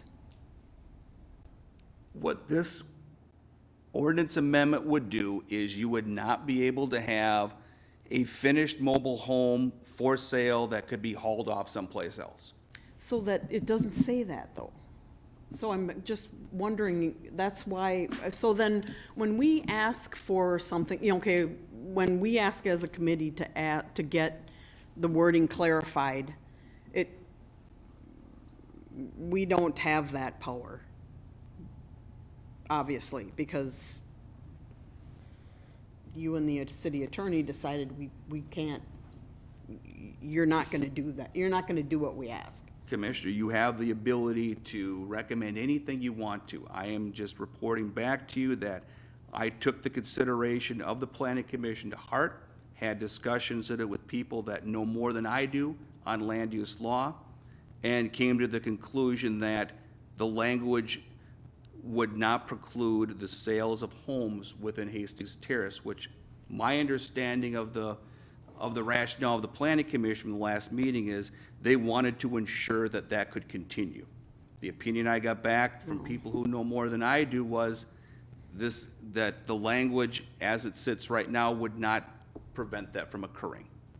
My understanding was, please help us understand what you mean, because what you're saying verbally and what's written on paper isn't the same.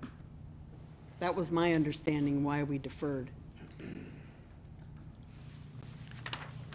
Mr. Chairperson? Please. Just a quick question. I guess the other piece I would have is, we have a valid operating manufactured home community RV park. Okay, we're here to talk about amending and fixing. Why are we continuing to have that manufactured home park in C2? There is an R6, I believe, manufactured home district. So if there truly is good faith intent on Mr. Hinsman and staff's intent, let's stop the wheels and let's take a look at this, and let's try to at least make sure that those 68 families that are in that manufactured home community are protected, and that we're not some sort of a non-conforming use. Because obviously you know that non-conforming uses can change, things can happen, and that's the sensitivity that I think we all have to this issue of manufactured home sales lot is, it is all C2, and it is manufactured home sales within that C2 district. Fine, let's back up and let's take a look at this, and maybe instead of us arguing about a C2, we should go back and look at a manufactured home zoning for this particular area, because that's in fact what's going on there.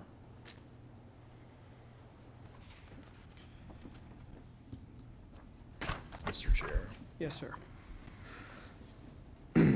So I wasn't at the last meeting, but I watched it, did some research into zoning ordinances. I'm a little bit hung up due to the fact that the Minnesota Supreme Court has held that zoning ordinances are to be construed, one, according to their plain and ordinary meaning, strictly against a city and in favor of a landowner, and in light of their underlying policy goals. I'm struggling to find findings of fact on how this should move forward. The one hangup I'm having within the C2 is Pro Power Rental. They sell sheds and rent RVs. There's been a 1970-something car out there with a flat tire for about 6 months on the corner that I'd love to see disappear. We have a vacant lot here. It's been vacant since I've been knee-high to a grasshopper in this city. We have an individual here that's bringing forth a site plan application, albeit when it was initially brought forth, there may have been some points that needed clarification. I guess I'm a little bit concerned there too as to why, instead of facilitating a conversation as to where the gray may lie in that application, we just flat out denied it. 3 weeks ago now, or a month ago, I didn't support it. We changed zoning at the church with not so much as a developer being brought forward. So we need to, be consistent with decisions we're making. I understand that every situation's different. From driving buses in the past, I know how important a location is to be able to dump a bus, clean a bus, right off the road here too. And from having been involved in lawsuits, the only people that win in a lawsuits are the lawyers. There's no winner on either side except the attorneys. I don't see any benefit in continuing down this back and forth road. I don't know how everyone else here feels, but you know, we're all about the Vermillion Street corridor. I understand that. I'm all for it. I have a hard time if I'm driving into Hastings from the south, like I said, and I'm not trying to pick on them, but ProPower got stuff all over the place. There's RVs that sit there. That car has been sitting there. You're gonna see that before you're gonna even see this. If I'm driving through Hastings, that's what I'm gonna remember seeing. I'm not gonna remember seeing 3 or 4 or 5 or 6 RVs parked at a location for however long. I also pulled up the August 19th minutes from City Council, and there's some bases drawn by staff that are a little bit ambiguous to me. The length of time the RVs would be potentially sitting there has not been defined. There's a hotel right behind it, so that the concern is that it may turn into a residential use. I could theoretically move into that hotel for the rest of my life. That hotel is now my residence. So there again, I just caution everyone else involved in this. And I'll just put it out there. I don't care about the lawsuit. Good luck. You know, however it shakes out, that's between your lawyers and the city and the League of Minnesota Cities to hammer out. I'm looking at the direction we go as a commission that potentially future projects may look back on, and you know, so that's my soapbox.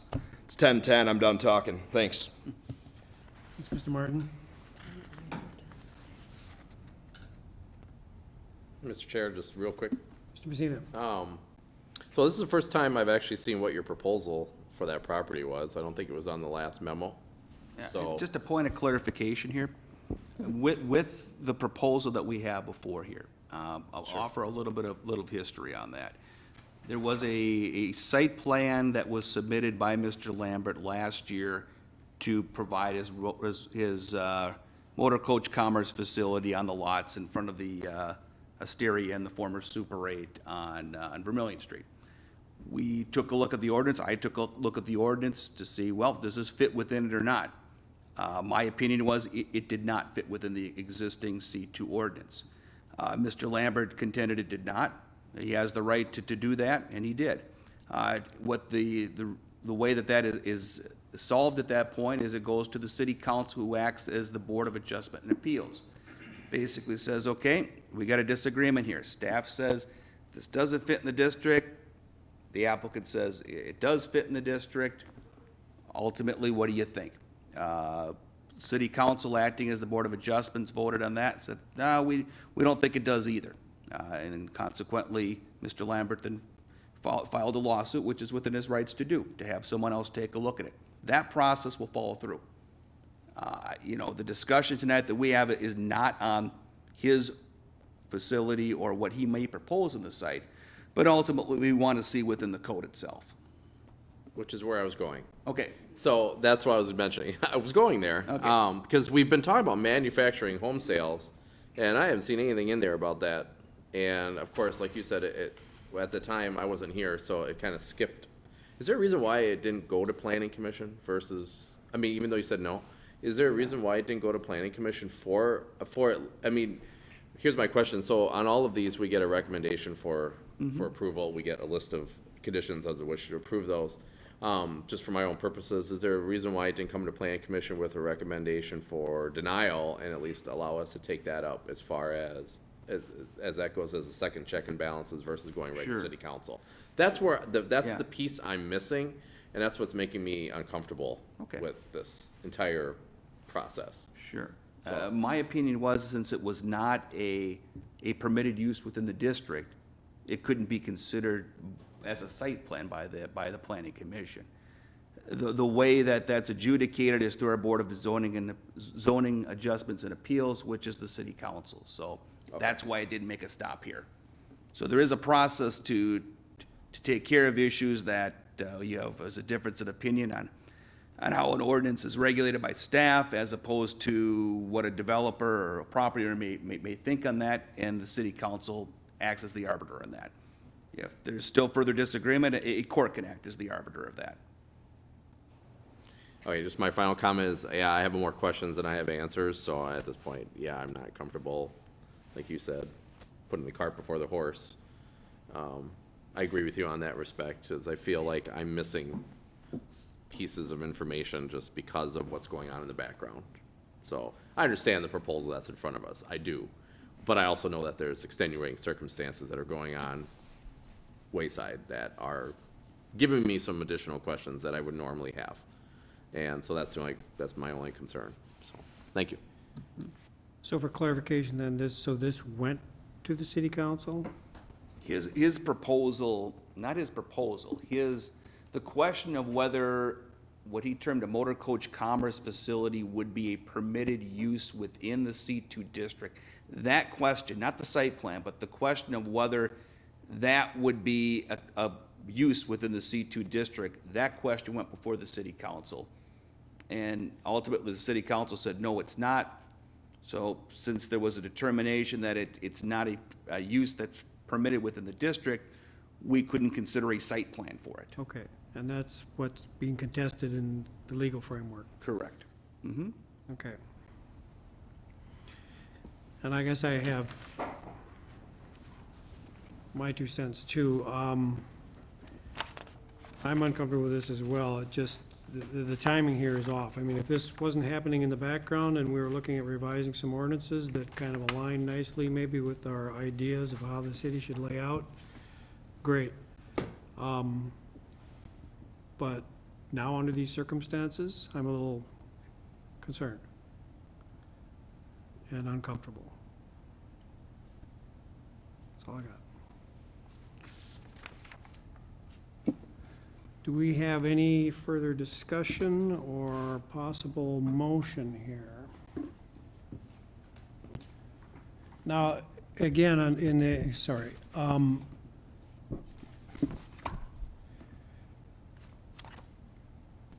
we have, was there, this is continued discussion, was there a recommendation? I mean, I saw continued discussion. Yeah, well, what I'd be asking for tonight, if the commission is ready to do so, is to make a recommendation, either to accept the proposed changes or to recommend to the city council that they do not accept the proposed changes.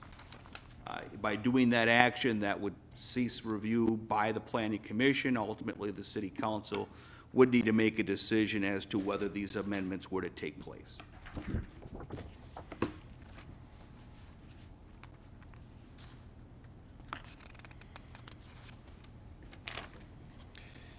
So it says here, planning commission action requested to continue review on the attached amendment.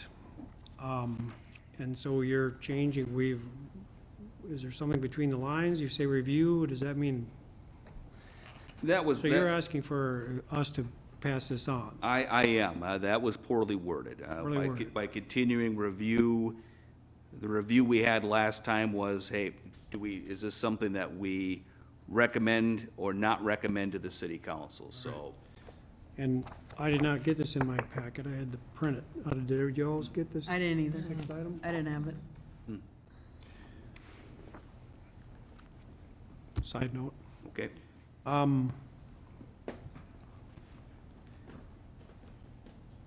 Well, I would move to deny these changes, I guess is what I would move. I'll second that.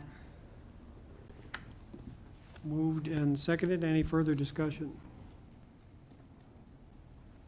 Hearing none. All those in favor of denial say aye. Aye.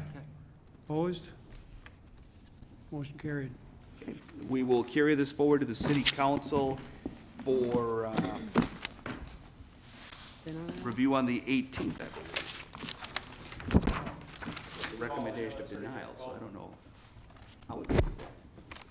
It's dead in the water, right? It's not dead in the water. It's, we've got a recommendation for denial of this. So normally what would happen in this circumstance on an approval is we would ask the city council to consider first reading.